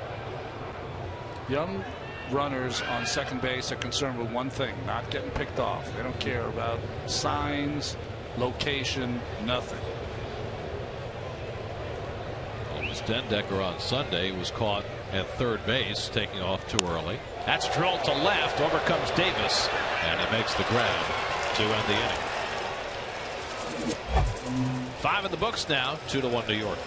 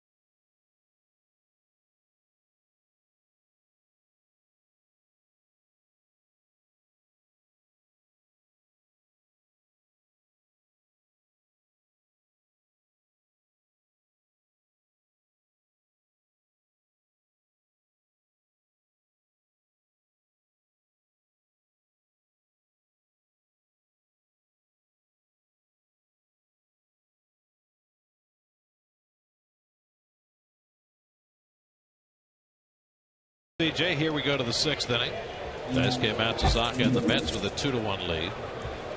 Daisuke's thrown 86 pitches through 5 innings. He's thrown as many as 98 this season. Carlos Gomez leads off. Of course, this is only the 3rd start for Daisuke. He's had some extended relief outings, but first time he's made back-to-back starts this season. And Gomez with that big swing fouls it off. Any 1-0, 0-0 count, 1-0 count, 2-1, 2-0 count, Gomez is letting it fly. He's a big kid, you know. You don't realize he's 6'3", 218 pounds. Very strong from the. Look at his legs, how strong he is. Very strong lower body. And he's one of those hitters, Gary, not those steroid hitters that were all upper body. He uses everything. His legs, everything works together. He maxes out.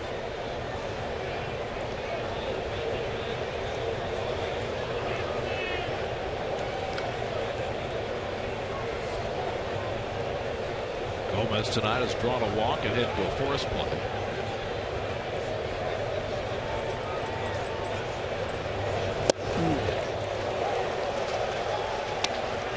He swung out of his shoes at that breaking ball. Well, we've seen him do that before.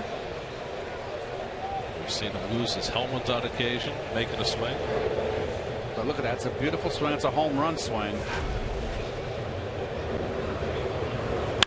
It's sharply off Daisuke. He's able to recover it and make the play. Good pick by Duda, but Daisuke in pain. That would hit him solidly on the right leg.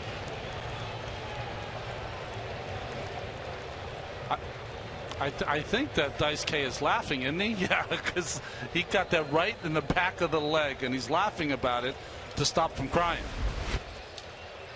Look at how hard this is hit. It's ripped.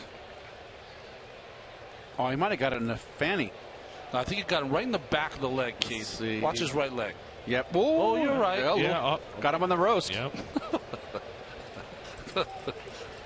Well, he'll have seams on that area of his body tomorrow. That's why he's laughing. Oh. And that was ripped. Upper thigh. You're right. He's chuckling right as he's writhing in pain. That's great. That's as much as I've ever seen Daisuke smile on a baseball field. What you got there, Dice? What's that say there, Bud Selig? Fantastic. That's a big out. I mean, nice. You know, first out, Gomez on the bases. Kept his wits about him to not only get drilled by it, but get it and make the play.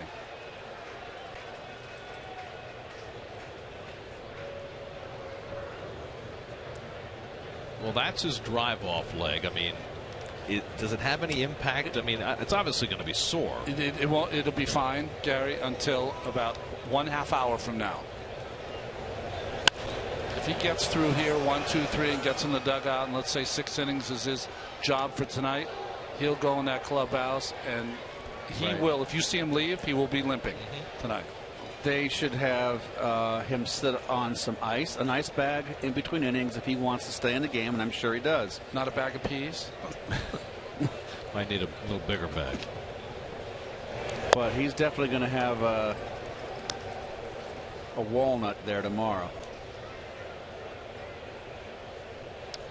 Used to call that a Wally Whitehurst. Yeah, right. No one got hit by more comebackers than Wally. Ramirez, shallow left center. And Dendecker reels it in, 2 out. Well, once he has that 3 stops and starts, that little delay, everything after that, you would teach here in the States. The one thing he does is he takes his eye off the target, which is unusual.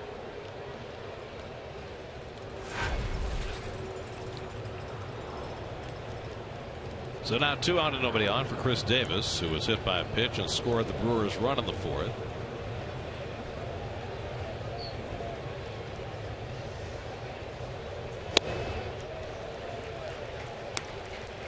Just in case Daisuke is feeling the effects, Vic Black is getting up in the Mets bullpen. Chris Davis has a big uppercut. Hitting .260 coming into the game. 10 home runs. I can see why.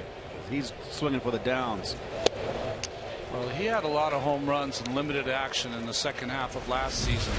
Because of their poor record, he got a look, and he produced, and he's continued to produce with 10 home runs here so far. He was the guy who filled in when Ryan Braun was first hurt and then suspended, and that gave him the opportunity and led to Braun being moved to right field. 0-2. Piece. He's got the same swing. You can pitch him upstairs. He's a low ball hitter, and the call is for upstairs. Not enough.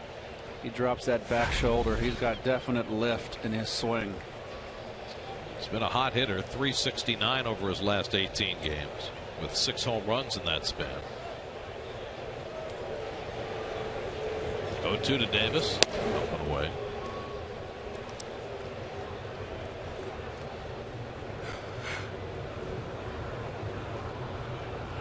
Lyle Overbay would be next.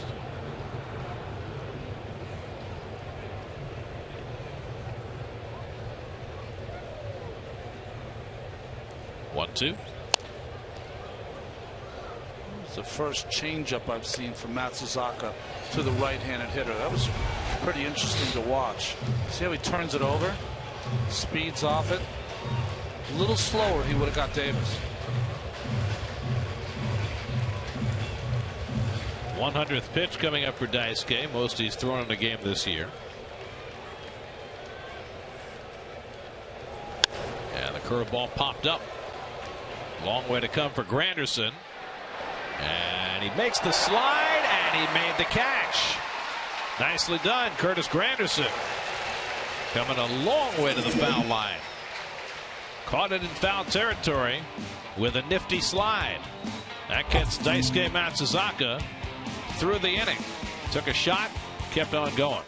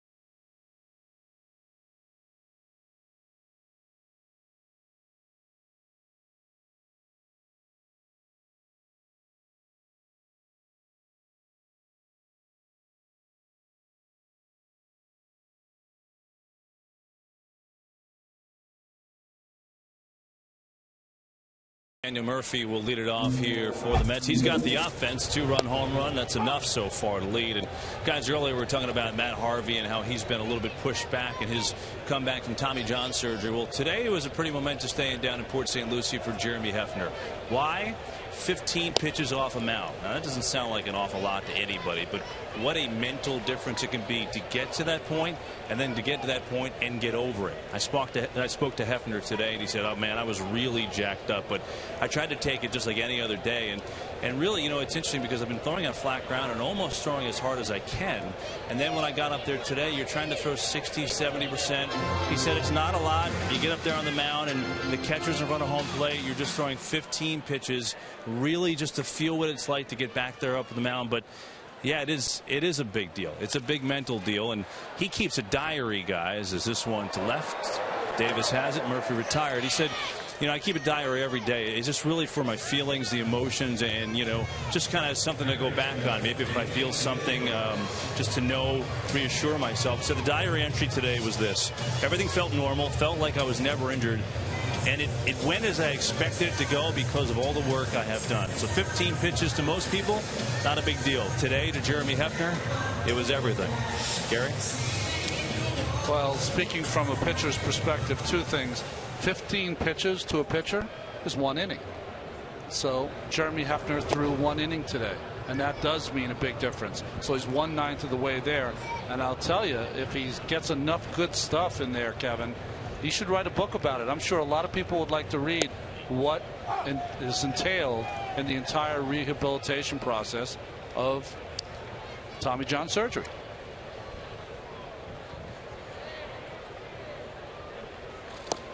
He's got 20 pitches to throw on Saturday, Ronnie. And I guess, when you're down there, now he's got some people down there. All the guys that are hurt, and Parnell and Eric Young Jr. and guys like that. But I guess when you're down there, it's kind of on an island. You and the rehab program, and that's it. So the diary, he said, has been pretty big for him. Good for him. He's one of the good guys, Jeremy Hefner. Yes. We wish Jeremy the very best in a speedy recovery. He is a Superman. And he did great work for this team last year before he got hurt. David Wright 0 for 2 tonight, grounded out, flied out. And a full count to David.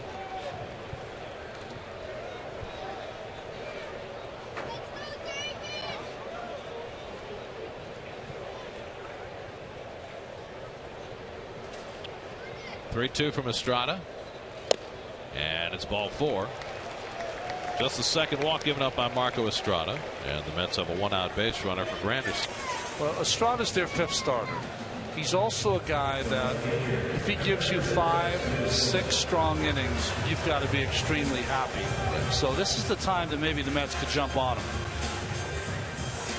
Well, he's only gone beyond 6 innings twice this year. And once you get to the 3rd time around the batting order, the numbers against him jump.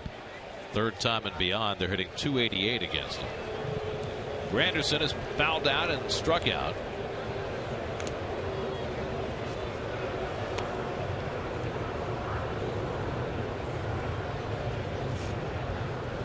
Daisuke still in the dugout, but you have to figure he's done for the night after 100 pitches in 6 innings. Well, he can't sit down. Well, if he does, it'll have to be with an ice pack. There he goes. He's fine. Always nice to get hit in a meaty spot. Yeah. It was very delicately said, Gary. I try.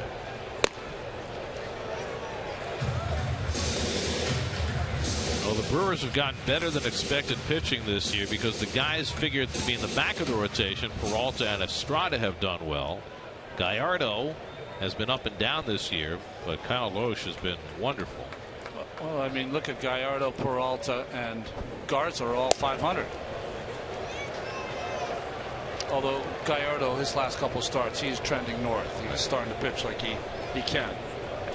And hit. Yeah, there's Matt Garza. Mets will miss both Garza and Gallardo in this series. They get Peralta tomorrow and Loesch on Thursday. Too high, and now Estrada finding the strike zone a little elusive. He walked right. He's behind Granderson 3-1. We've seen Curtis hit a couple of 3-0 pitches for home runs, including one in San Francisco over the weekend. Curtis hit 2 home runs on Sunday. And a 3-1 changeup misses, and the Mets have 2 men on. So back-to-back walks given up by Estrada, who, as Keith mentioned, is not a guy who's prone to walking a bunch. And Rick Kranitz, the pitching coach, is poised to come out. No, he's not going to. at least not for the moment. Well, they're just starting to get people up in the bullpen, so catcher's going to go out for a little stall. See, doesn't that strike you as strange, Ronnie? Here's a guy who has trouble getting past the third time through the order, and they don't even have anybody at the ready. Well, we've seen the Mets do that with Dylan G a couple times. I never understand it. You know, you have to know the limitations of your pitcher. Is Marco throwing great? Of course he is. But his tendency has been, when he gets to the third or fourth time to the lineup, he gets in harm's way. So a chance for Chris Young to cash in. He had a bunt single and stole a base in the second inning.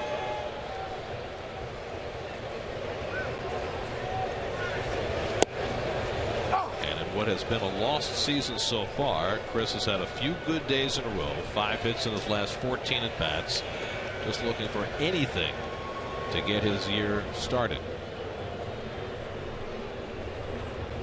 One big swing would certainly help right here.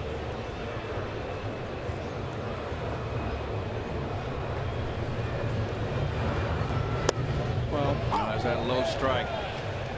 Lagares is out. Eric Young Jr. hasn't really started running like he's supposed to yet. This is the at-bats and opportunity that he thought he would get. So you got to do it. No. Mets have drawn 2 walks in this inning. They've drawn more walks than any team in the National League, but they're second to last in home runs. And part of the formula for being a high on base percentage team is to hit home runs, and the Mets haven't done that. And Young was one of the guys who was brought in along with Granderson to give them more power, and it hasn't gone that way. So if you're not going to be a big home running hitting team, you have to hit with runners in scoring position. The Mets have not done that either. And you got to hit once you got to 2 outs. You got to have some 2-out lightning too.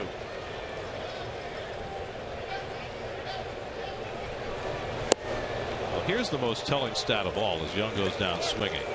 The Mets are 3rd in the major leagues, 3rd out of 30 teams in getting runners into scoring position. They're 24th out of 30 teams hitting with runners in scoring position. So they are very good at making the reservation. They're just not very good at holding the reservation. Very good, Gary.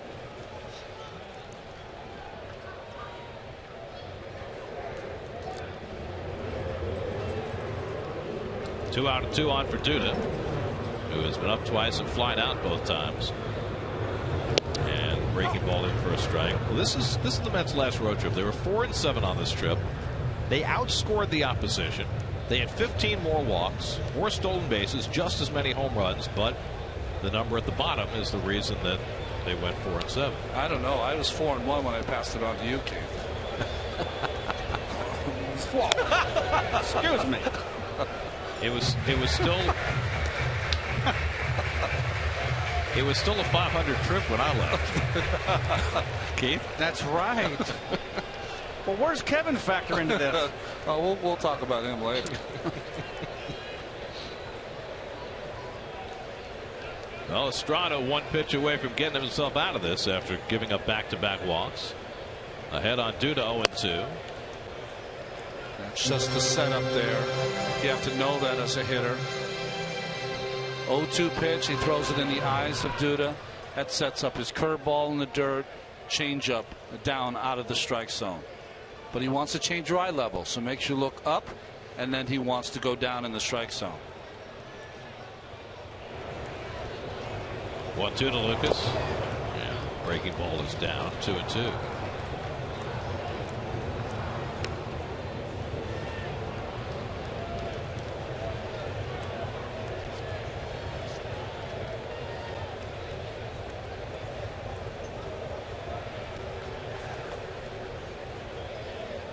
Two out, 2 on, 2-2 to Duda.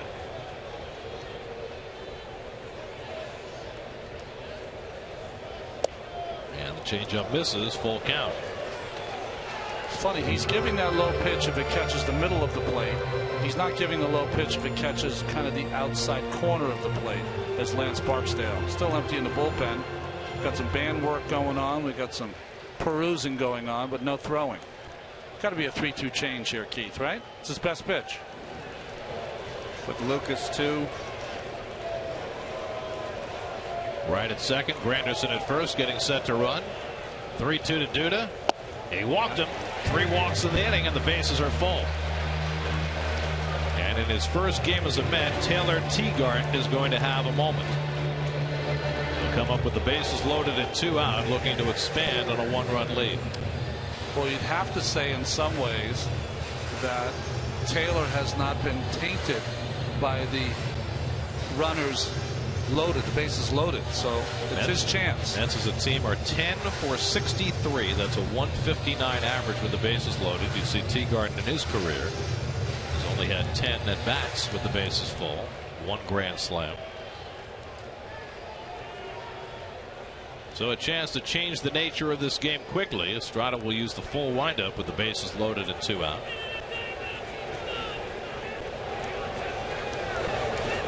Tegarden takes one of the dirt. So change up first pitch, bases loaded, pitchers walk 3 guys, leads you off with a change up. I've got to think you're sitting on a piece of cheddar here.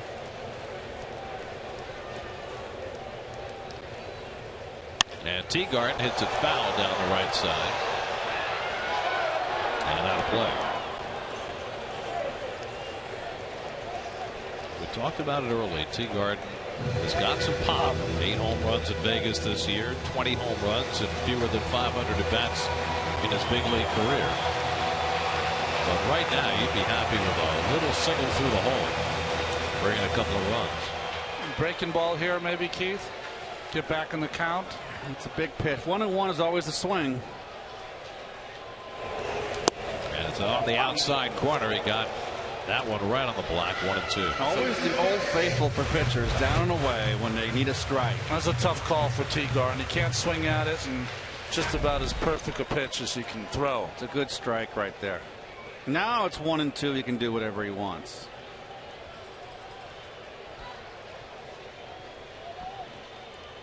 Bases loaded, 2 out. And Tegarden hits it out to right. Braun retreating to the warning track at the wall. It's out of here! Taylor Tegarden with an opposite field grand slam. In his 3rd at bat as a Met, Taylor Tegarden brings in 4, and the Mets lead it 6-1.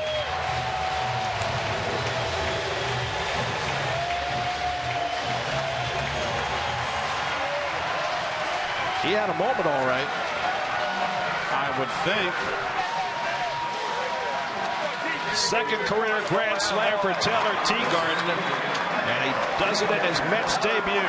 1-2 count. What a nice at bat.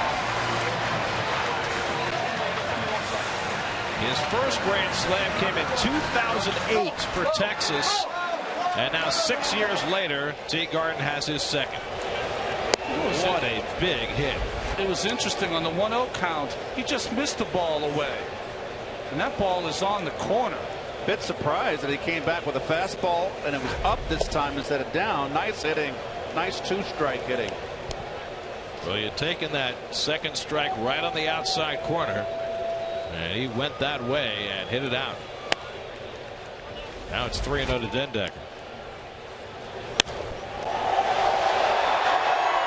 This, as a pitcher, I can't believe this happened. Yep, that's your 20th home run you've given up. That's been your nemesis, the long ball. All 6 Met runs have come on 2 swings of the bat tonight. Murphy a 2-run homer in the 3rd, and now Tegarden the grand slam. And it's got Rick Kranitz, the pitching coach, talking to himself. 3-2 now to Dendecker. So Taylor Tegarden not tainted by the bases loaded totals. We're right. Mike Fiers, just back from the minor leagues, is up in the Milwaukee bullpen. Now that's a way to ingratiate yourself. Whoa. First game, big hit. Dendecker hooks one foul. Boy, I thought that 1-2 that Estrada would have come with a breaking ball to change up. But if I've ever seen, Keith, a right-handed hitter hit the ball on a pitch like that over the right field fence here. He didn't take much of a swing. Right? He's a strong guy. Dendecker out to center field, and Gourmet should have room.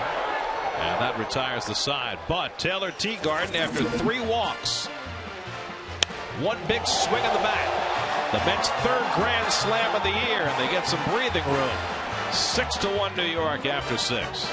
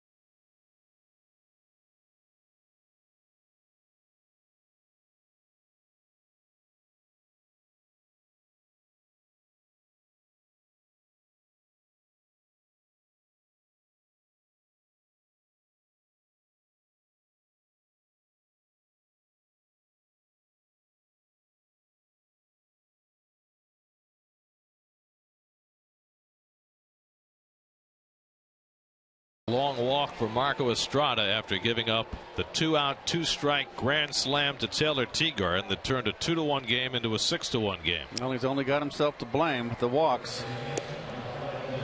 It's a long walk to the clubhouse, folks. I know it because I've done it. Been there. Let's go to the bullpen. Vic Black takes over for Daisuke Matsuzaka. You know, it was interesting watching Vic pitch in Chicago. He was so effective in Philadelphia with that first pitch curveball that he would throw for a strike and then proceed with his 95+ heat. But he missed with a couple of curveballs and then got, it wasn't Chicago, San Francisco, missed with a couple curveballs and got hurt on his fastball. That was to Brandon Hicks. He fell behind 2-0. Hicks got a hit to give the Giants an insurance run in that 8th inning Sunday. Lyle Overbay, first batter up against Black. Well, what a nice bounce back for Daisuke Matsuzaka. He'll have a little bruise to tend to in the clubhouse, but otherwise 100 pitches, 6 innings, 1 run, 3 hits, 3 walks, 5 strikeouts, and a job well done. I can't help but really appreciate the job that Daisuke has done so far for this ball club.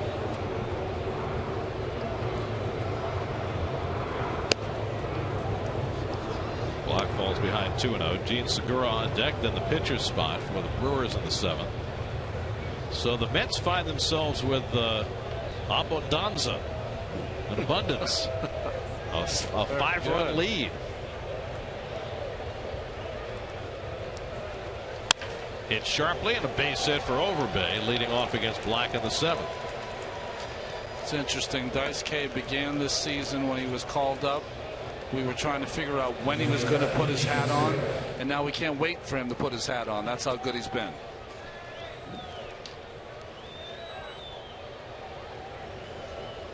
Now Segura, who's hit 2 ground balls tonight, both to shortstop. On the second one, Overbay made a base running boo-boo and got caught at third base.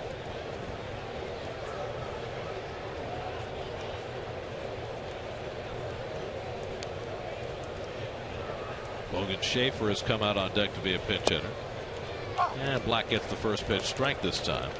That low strike zone has certainly served Met pitchers well tonight. It has been consistent. Lance Barksdale has called that borderline knees a strike. And the fact that he's been consistent, that's fine with me. think this is a classic case, Segura, of a young player that the league has responded to.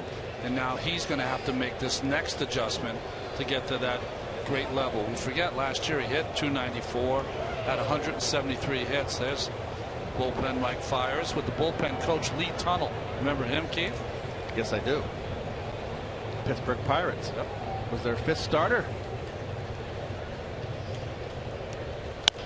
Segura fouls it off. Well, last year Segura had a great breakout season. Hit 12 home runs, stole 44 bases. He was a revelation. One of the most exciting players in the game last year. They picked him up when they traded Zach Greinke to the Angels. That's right.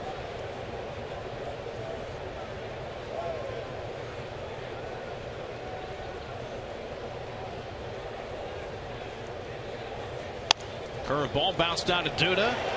Out at second. Black covering. Out at first. 3-6-1.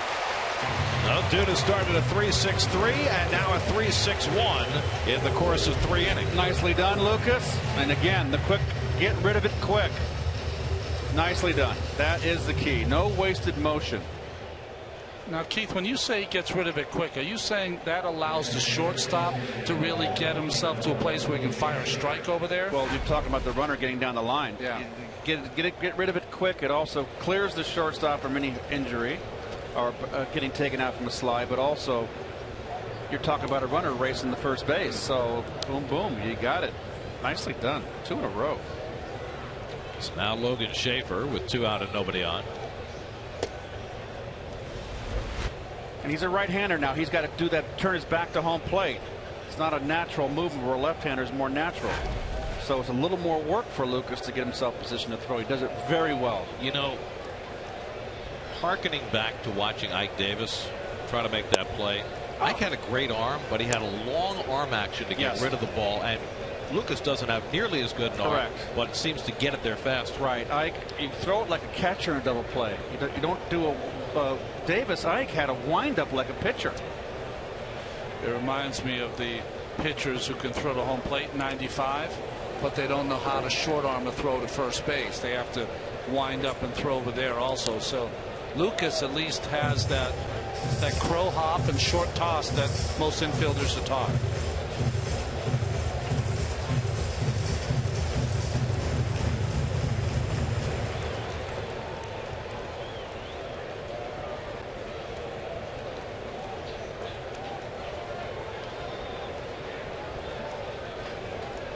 Block ahead on Schaefer, 1-2. And the curveball sits high.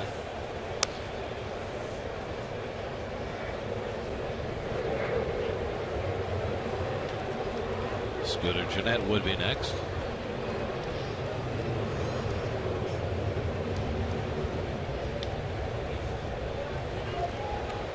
It's a great shot. It's almost like you're in the box. Out to left, easy play for Chris Young. And that retires the side. So Black gives up a leadoff hit, gets helped out by a double play, and that takes us to the 7th inning stretch with the Mets leading the Brewers 6-1.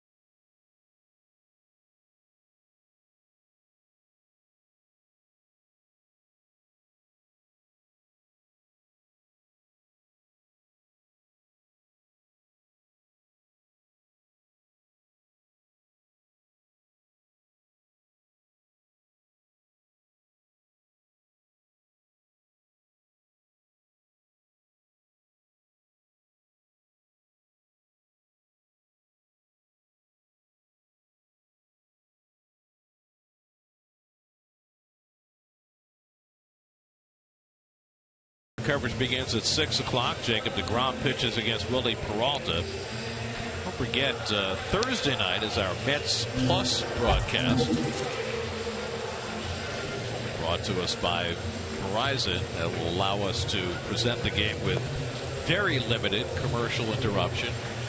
This gives us a chance to talk a whole lot more. Is there any way for Keith and I to prepare for this, to get ready for it? Is there, or just do what we do? The battle of the broadcasters? Oh, that's another. No, that's another later. That's later. That's the 24th. One special day at a time. I'm looking forward to that. This is Thursday night. We'll have some extra interviews. Oh, we'll be fine. We just chirp. Player features, some history. I think we'll get an X-Men on the phone and have a conversation. We'll just chirp. To chirp a little longer, earn our money a little more. I heard there's a chair seems to be the theme of this Thursday night broadcast. Very special chair. Okay. You're going to want to stay tuned for that. That brings back memories, Gary, of our spring training game in Vero Beach. Andrew Brown, the pinch hitter, against the new Milwaukee pitcher Mike Fiers. Yeah, the second game ever in the history of SNY in 2006. Keith and I were in Vero Beach, and because of technical difficulties, we were unable to play commercials. Yes. 10-inning, 3.5-hour spring training game, you and me, with no commercial interruption. And I thought we did fine. I remember you had a number 99 replace a number 99 as pitcher. You guys, wasn't it really cold in Vero Beach that night also? Remember, you guys had jackets on. The whole thing is such a blur, and where the heck were you? Brown pops one up. And Segura called off by Davis, who makes the grab one away. You know, I ended my career as a Met in Port St. Lucie, not making any road trips, so I figured I'd just continue away. Here's Ruben Tejada, 0 for 2, and a walk, scored a run in front of Murphy's home run in the third. So that's going to be a lot of fun Thursday night. We'll get to do some things we don't normally get to do, have some conversations that, you know, normally are punctuated by the game, but this way we can just talk with no interruption. Nice. I don't know if that's a good or a bad thing. Oh, it's we'll fine. give it a shot. We're never a loss for words, are we? Rarely. I think that tends to be the problem. Well, with the length of games these days, we are. I know, right? We are uttering more words than ever. It's a little rough when it's 3 hours and 50 minutes. Well, you knew when you had that 2-hour and 17-minute game Friday night that you were going to pay for it, didn't you? That was sweet, by the way, the first game in San Francisco. It was the Matt Cain, John Neese game. What a frustrating game for Neese, because he got the lead, and then the wild pitch killed him. Right. And you know what? It's always great to watch. I love when I was a kid watching the pitchers duel. Love the good pitchers matching up.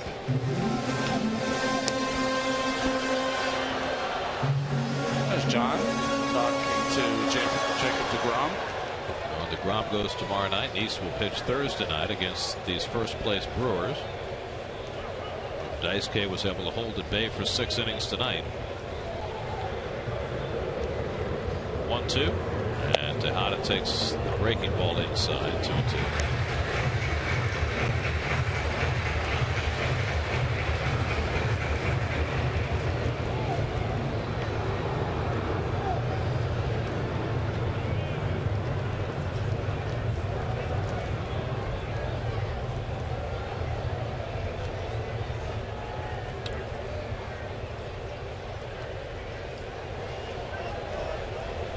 Mike Fiers making his season debut for the Brewers. He was in their rotation 2 years ago.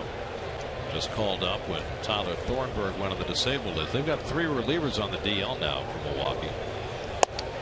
Well, he was leading AAA for Nashville with 92 strikeouts. Had 4 games of 10 strikeouts or more. So he was their hot pitcher when Thornburg went down.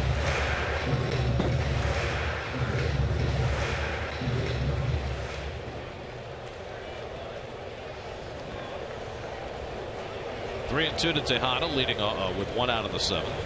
And he drives one down the left field line. This one's down for a base hit. Well, Tejada hit one to the wall and left that was caught. He had a liner to left that was caught. This time he finds the corner for a 1-out double.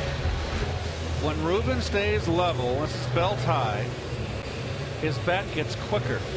When he tries to get that uppercut swing, he gets long. There he turns on an inside fastball. It's a good swing, huh, Keith? It is. Swing right there.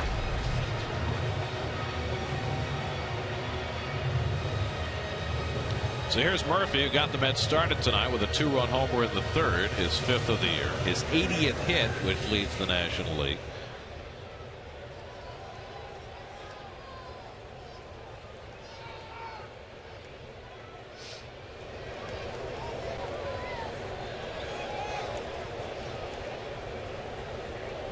Tejada at second and 1 out, and the curveball from Fires in for a strike.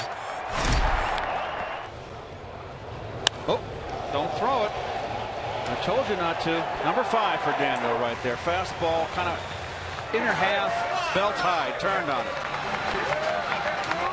He just slapped Bob Guerin. Yeah, I think Guerin maybe picked up something in the motion. Yeah. Maybe a tip pitch. I think it was a changeup, to tell you the truth.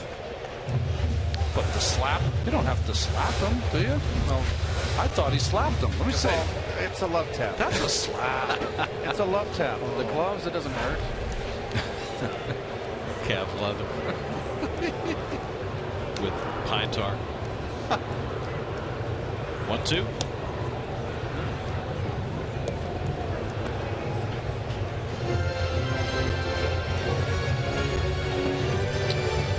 Well, they're your hit leaders since the start of last season. In the major leagues, Murphy is 3rd behind only Matt Carpenter and Miguel Cabrera. Some heady company.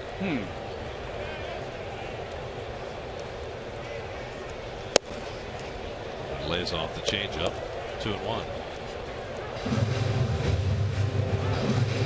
Marco Estrada went 6 innings, allowed 6 runs on 4 hits, 4 walks, 5 strikeouts, and the 2 home runs.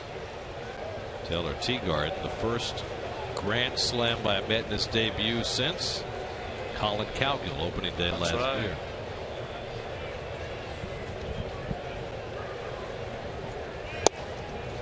That was the highlight of Cowgill's tenure as a Met, but he's had a good year with Anaheim.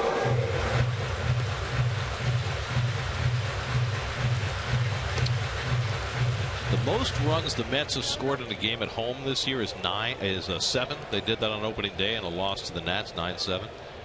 So they're 1 away from that. Here we go. They'd like the score to stay the same. They'll take that. 6 is good. Yeah. There's 2 high, ball 4, and Murphy's on. So the Mets have 2 aboard for David Wright.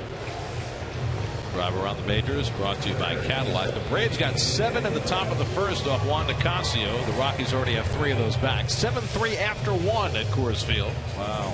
After they played a 3-1 game there last night. Marlon Byrd with a big night. 4 RBIs. Phillies lead the Padres. That game is in the 8th. And just an average night for Adam Wainwright. 7 scoreless innings. Matt Holliday homering off St. Louis native Jake Odorizzi. And the Cardinals lead 1-0 in the 9th. It has been a struggle for those Rays. They just keep losing. 13 of their last 14 games. They now have the worst record in the major leagues. Who would have thought?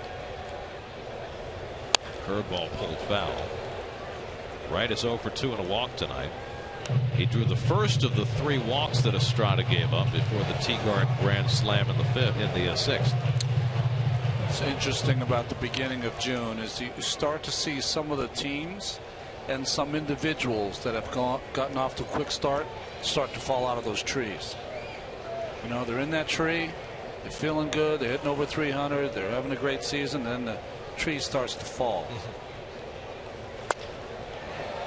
Shallow right, and on comes Braun. And that's the 2nd out. By the way, we can't let this night go by without mentioning last night one of the greatest offensive performances in the history of baseball. Lonnie Chisenhall of the Cleveland Indians. They started keeping track of RBIs in 1920. Since that day, In 1920, nobody had ever gone 5 for 5 with 3 home runs and 9 RBIs in one game. That's what Lonnie Chisenhall did last night for the Indians. Against Texas. It's a good day. That's a week's work. I remember the best day I had ever seen live, even to this point now, as a broadcaster. The best best I'd ever seen that was a live event on TV.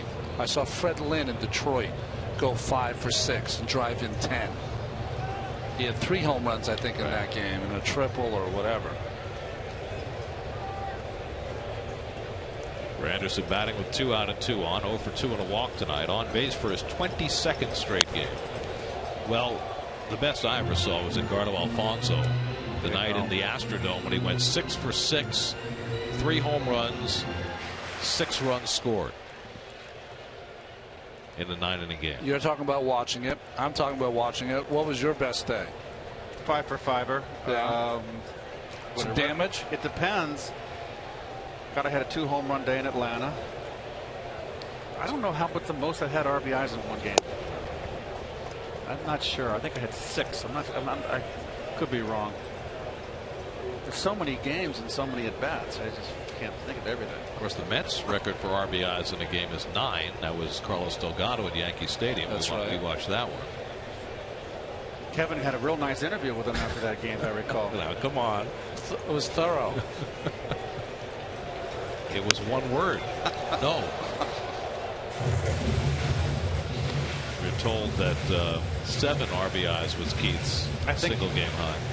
1988 in Atlanta. I hit 2 home runs. That was the day after my divorce was final. Serious. I'm serious. I remember you had a big game, but I did not remember that you had 7 RBIs. The team flew ahead in St. Louis on the off day after the last getaway day. I had to stay back. He had a grand slam, my second at bat, off of Charlie Paleo. And that was the 7 RBIs. And I told Marty Noble after the game, if I should get divorced every day, I'd be in the Hall of Fame.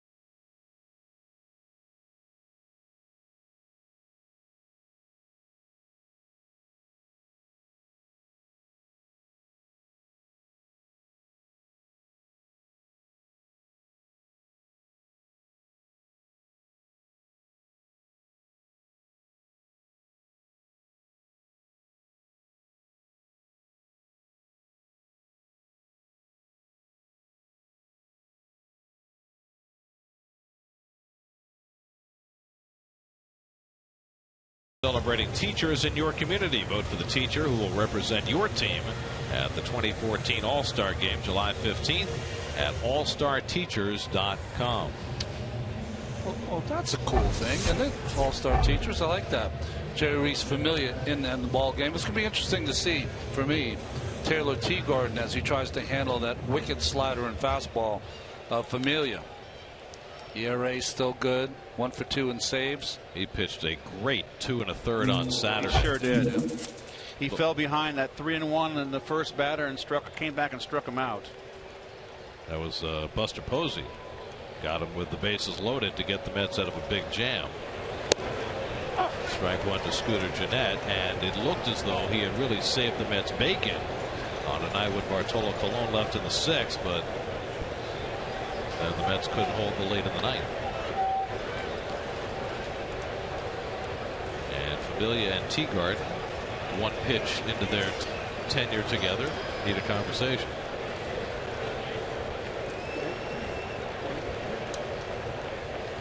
Well, the one thing you know with Familia, it's coming in with some gasoline on it. Both the fastball, sinking action, and that wicked slider.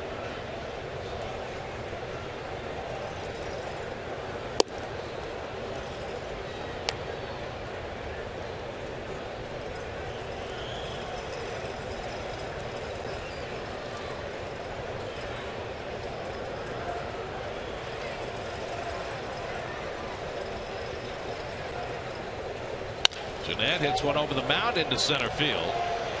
So Scooter Gennett is on for the 2nd straight time. A walk and now a leadoff hit in the 8th.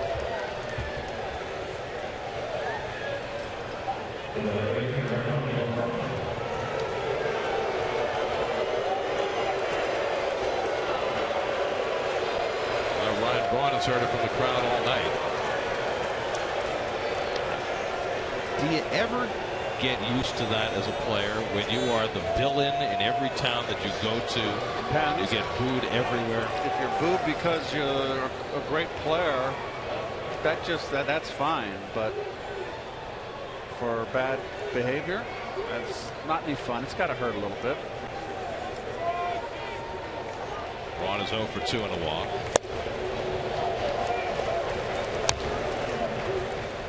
Well, does any player really get booed regularly just for being a good player? I mean, they'll boo you when you hit a home run against them, but are they going to boo you when you come to bat? I mean, generally great players get if anything, they get cheers. I think Puig gets booed on the road every place he goes. Nice block by Tegarden, 0-2. I mean, he hasn't been around long enough. Chipper Jones here, well, not here in Flushing. That was a special relationship between Chipper and the Met crowds. Like, we know you're great, but we're going to boo you anyway. Yeah, because, I think that was as much tied in with the John Rocker thing as anything else. You know, the serenading with Larry and all that.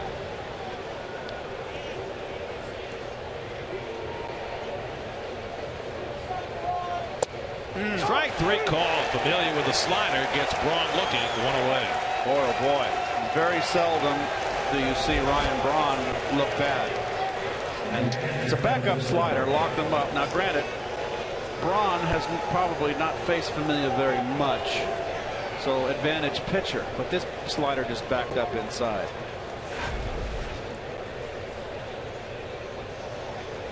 So 1 out and 1 on. Now Jonathan Lucroy is 1 for 3.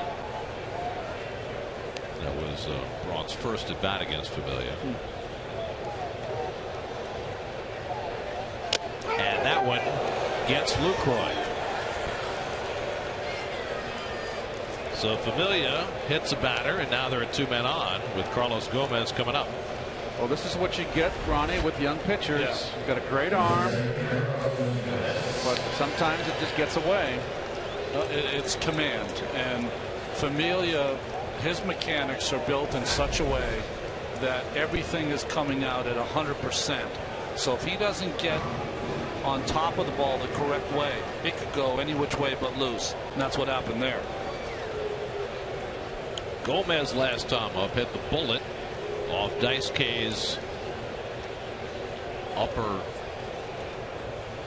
leg. It's upper something or lower something, one or the other. Depends on what you use. Let's say the cushiony part at the upper part of the leg. There you go. Anyway, Dice K threw him out. Gomez is 0 for 2 and a walk tonight. Drives this one to right center, slicing away from Dedecker, and it'll go up the gap and all the way to the wall. Jeanette being waved around third. Murphy heaves one home, but not nearly in time. Lucroy stops at third. Gomez has an RBI double, and the Met lead is cut to 6-2. Nice hitting, Mr. Gomez. Right with the pitch, outer half of the plate, more the middle, not trying to pull the ball. And that's nice natural swing. Not a great read by Jeanette. LaCroix behind him, which had perfect base running.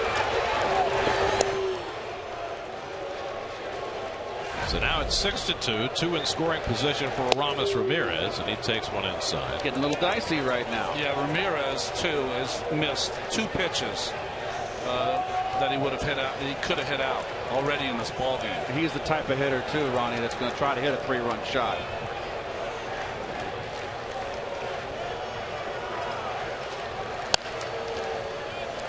One to Ramirez. Lucroy now at third, Gomez at second with 1 out. The Brewers now have 6 hits. The Mets have but 5, but the Mets with a 2-run homer from Murphy and a grand slam from Tegarden have the 6-2 lead. So Familia finding trouble here in the 8th against this power-packed Milwaukee lineup. There's a good slider, and it's 1-2 to Ramirez.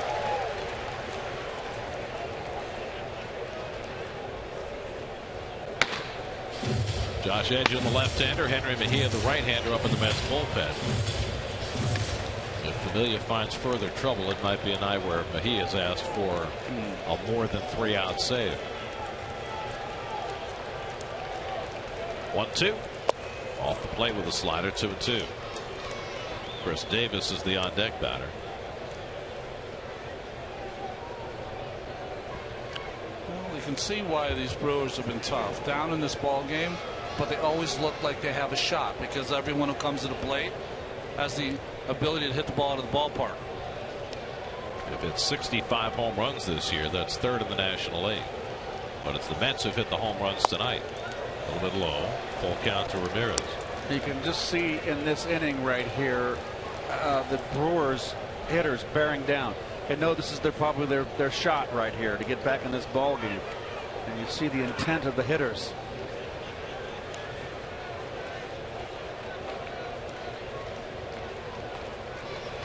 Three-2 from Familia. Struck him out. 97. Ramirez down on strikes. 2 out in the inning. That was outstanding job by Tegarden. He is the one that put that fastball in. After all the breaking balls and fastballs away, had the courage to call that fastball down and into a guy who loves the ball, middle of the plate in. Nice pitching. And you saw Ramirez after striking out turning to ask Lance Barksdale whether it was in the strike zone, and no, I don't think it was. No, I think it was down. Here's Chris Davis, 0 for 2. He's also been hit by a pitch. Granderson made a pretty sliding catch on a foul ball. Davis's last at bat.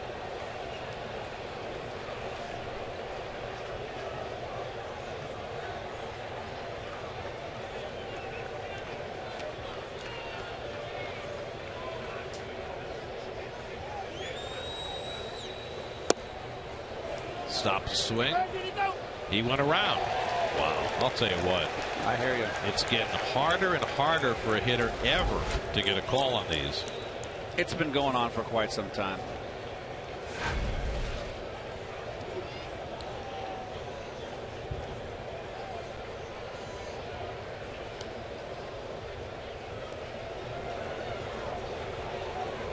One and one to Davis. And he chases that slider. 1-2. Well, this is just lights out stuff. It's hard to lay off a hard slider that Familia has. If he ever gets command of it and starts trying to expand the strike zone with it in a very intellectual way, you know what I'm talking about. Game over. I know he's going to be very, very tough. He already is tough. 1-2. Just got a piece. And Davis hangs in there. Gary, a slider like that gets your attention. It's a late breaker. Plus, he throws hard. Well, he got Aramis Ramirez on that fastball down and in out of the strike zone. He's thrown all of these pitches away. Will Tegarden call that fastball in again?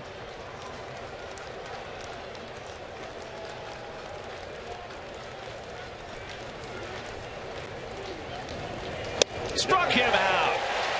Back-to-back strikeouts for Familia to limit the damage in the 8th. Brewers get a run, but they leave 2 in scoring position. 6-2 New York.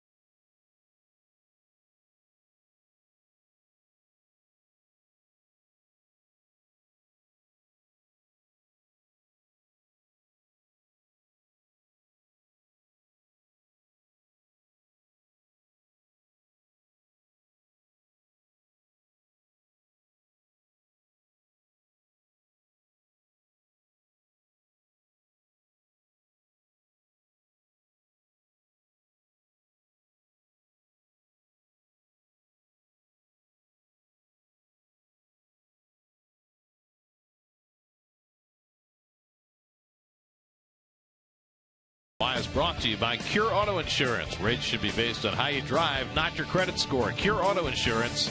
Drive well.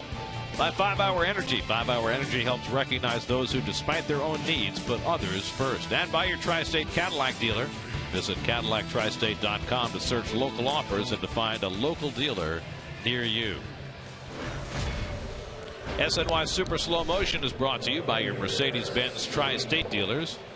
Visit them on the web at searchmercedes.com.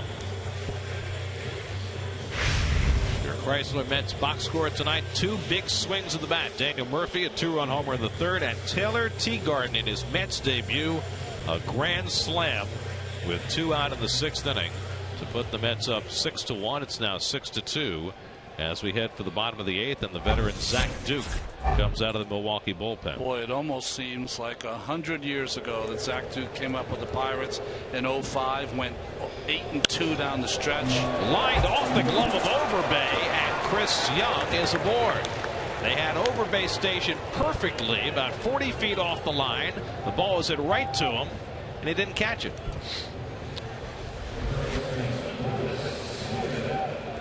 You'll hear the sound of crashing metal here in a minute. Clank.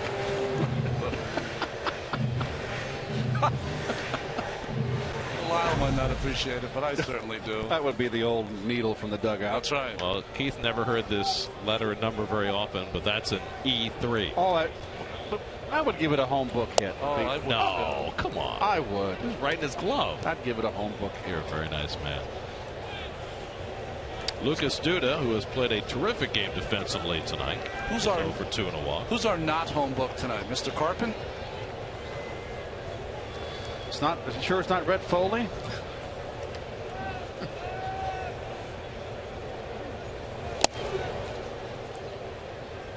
I was saying that Zach Duke, when he came up in 05, was 8-2 in 14 starts with an ERA under 2 for Pittsburgh, and he was going to be with Paul Maholm and others. Ian Snell, remember that name? They were going to have pitching forever, and it just didn't work out that way. But he's made the team as a non-roster pitcher in spring training and has changed it up. How about dropping down there to strike out Duda for the first out? Well, now Taylor Tegarden, and he certainly introduced himself to Met fans in a big way in the 6th inning after striking out his first 2 at-bats. 1-2 count. Got a fastball outside corner, belt high. Yes. 'Tis true. 'Tis true. Second career grand slam for Tegarden. Second Met ever to hit a grand slam in his Mets debut, along with Colin Cowgill last year. Was the first ever to do it. That's with 2 home runs tonight. Log on to sny.tv/Dwayne Reed to print out your coupon for great savings at Dwayne Reed and Walgreens.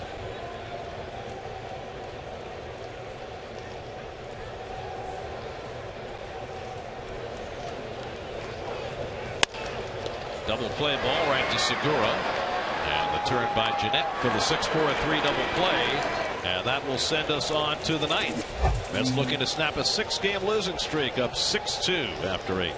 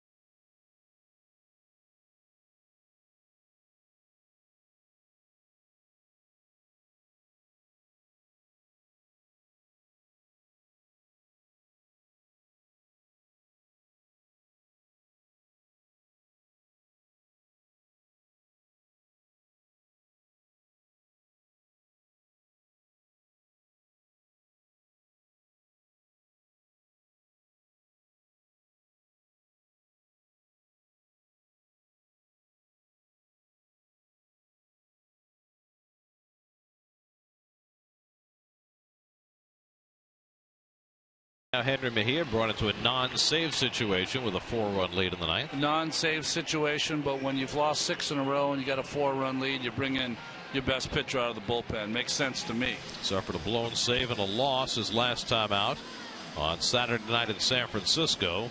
The strikeout wild pitch. There really should have been scored an error on Anthony Recker for the bad throw that he made to first base. Opened the door for the big inning against Mejia. Yeah, the throw pulled Duda off the bag. I mean, he had plenty of time after he recovered it to make a good throw and throw out Pagan, but he didn't. Credit Angel with the hustle, though. We've seen players not run with a ball that gets away from the catcher with 2 strikes. So Lalo Overbay is 2 for 3 tonight, a single and a double. He has 2 of the Brewers' 6 hits.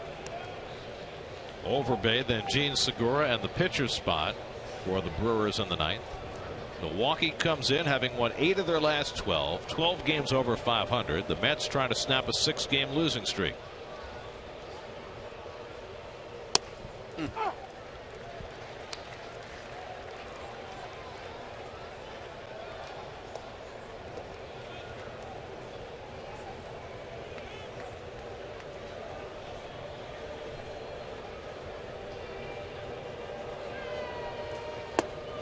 Mets have another streak they're trying to snap tonight. They have lost the first game of each of their last 5 home series.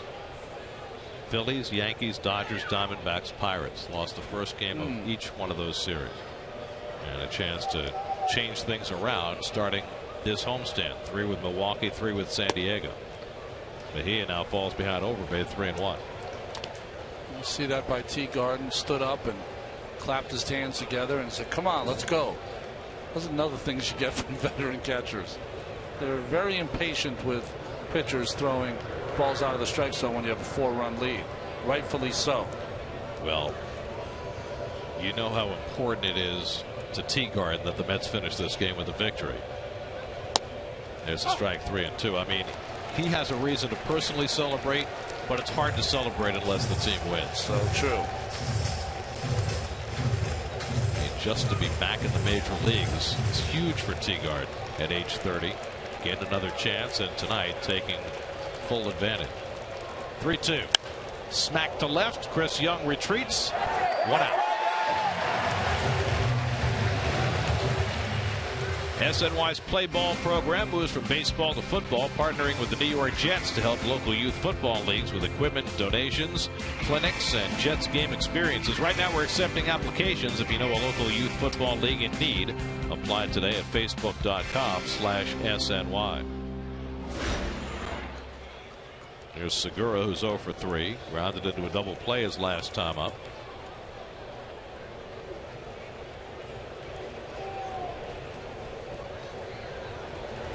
Irving Falou has come out on deck to be a pinch hitter. She believes in the orange blue, right? Keith's got the orange and blue going tonight. I do. I've got the orange and blue going tonight. We had the pull. She's got the orange and blue going tonight. I didn't get the memo. Sorry, guys. I got my Met colors on, even though, hey. Ronnie, you get a pass. Okay. We know about your affliction. Ronnie's always on the middle of on the fence. He's a little colorblind. I should have been a politician. It's Falou on deck.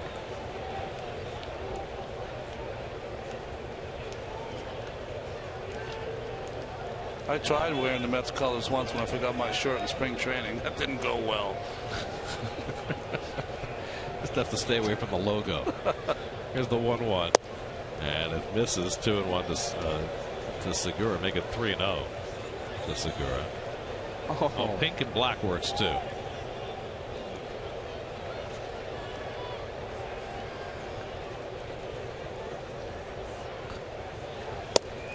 Here's a strike. 3-1. Daisuke Matsuzaka went the first 6, allowed a run on 3 hits. He's in line for his 3rd win of the year. Vic Black pitched a scoreless inning. J. Reese Familia allowed a run in the 8th, but then did some strong work to give up only 1. Struck out 3 in that 8th inning, and now Mejia trying to get 2 more outs for the win. And Segura fouls it back 3-2. The Phillies won their game. They haven't been winning many of them. They beat San Diego 5-2 behind A.J. Burnett and Marlon Byrd's big night.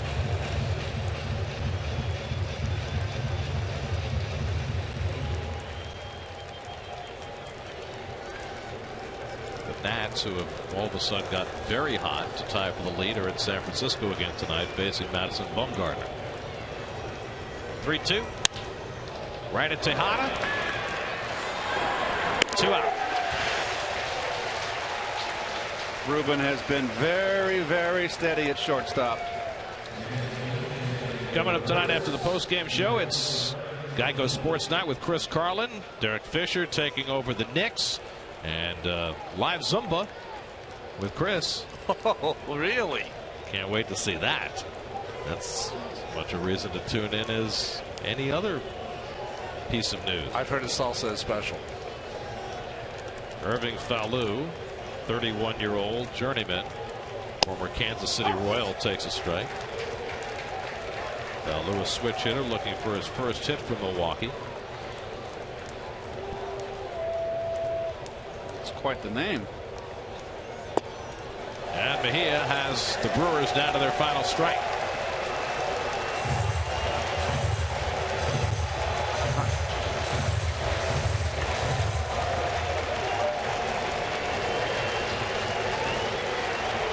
To Falou. He struck him out, and the ball game is over. Henry Mejia sets it down 1-2-3 in the ninth. And the Mets come home and snap a 6-game losing streak. Taylor Tegarden in his Mets debut hits a grand slam. Daniel Murphy adds a 2-run homer. Daisuke Matsuzaka with 6 strong innings. And the Mets put a 6-game losing streak in their rearview mirrors with a 6-2 win over the Brewers. Well, 5 hits for the Mets, out hit by the Brewers, who had 6, but all runs accounted for by the long ball right there, Daniel Murphy. His 5th, that came in the bottom of the 3rd, 2-run shot, and there's your hero, his first start as a Met. Tegarden, a grand slam. That was to be his first home run of the season. Daisuke's great pitching. Mets a victory. Second career grand slam for Tegarden. His first one came 6 years ago. And the Mets, in need of some offense, found it with 2 long balls tonight as they win it behind Daisuke Matsuzaka 6-2. For every Mets win, the Mets Foundation is proud to contribute $2,500 to the Cats Women's Hospital and the Cats Institute for Women's Health. For more information, visit NorthShoreLIJ.com/KIWH. This win brings the total contribution so far this season to $72,500. So the Mets able to slap hands and celebrate for the first time in a week. Last victory came a week ago yesterday in Philadelphia when they blew out the Phillies in the last game of that series. Got swept in Chicago and San Francisco, but they come home with a win thanks to the big swing by Taylor Tegarden, who's standing by with Kevin Burkhardt. Kevin? Well, Taylor, welcome to the New York Mets. How did that one feel? Felt good. Just getting the win. Start the homestand off right. You had a pretty good swing earlier in that at bat, and you hit one pretty deep there. Were you feeling pretty good in that bat? Able to see Marco's pitches there? Yeah, he was commanding 3 pitches all night, and I was just trying to get a pitch I can handle, shorten up a little bit, and the ball just got a little bit of plate. I don't know if you know, but it's supposed to be hard to hit home runs here, but it did look like you shortened up your swing a little bit. Yeah, I don't even think about it. Just try to battle and see if I can get a knock right there. How do you look at this opportunity? You went to spring training, you battled, you get sent down to AAA, and how do you look about this opportunity now about getting called up here? That's just another opportunity to play in the big leagues. I went to AAA and just try to grind it out and keep my head positive and just see what happens. Were you aware of the struggles this team has had lately about getting guys in, and then you come up here and deliver the biggest hit they've had in some time? No, I didn't think about that stuff. I know the guy's been pitching the ball well, and if we can get a timely home run, we'll take it. Daisuke Matsuzaka looked terrific. What was working for him tonight? He had command of all 5 pitches, and he was going back and forth, keeping them off their toes and keeping them off balance, and that's kind of what he does. He was commanding the ball really well tonight. Heck of a start for you, Taylor. Congrats on the win. All right, appreciate it. Taylor Tegarden, guys. What a start, huh? Grand slam. Let's go back up to you. Instant hero, Taylor Tegarden, a grand slam in his Mets debut. And the Mets snap their losing streak with a 6-2 win over the Brewers. Back with more from Citi Field in just a moment.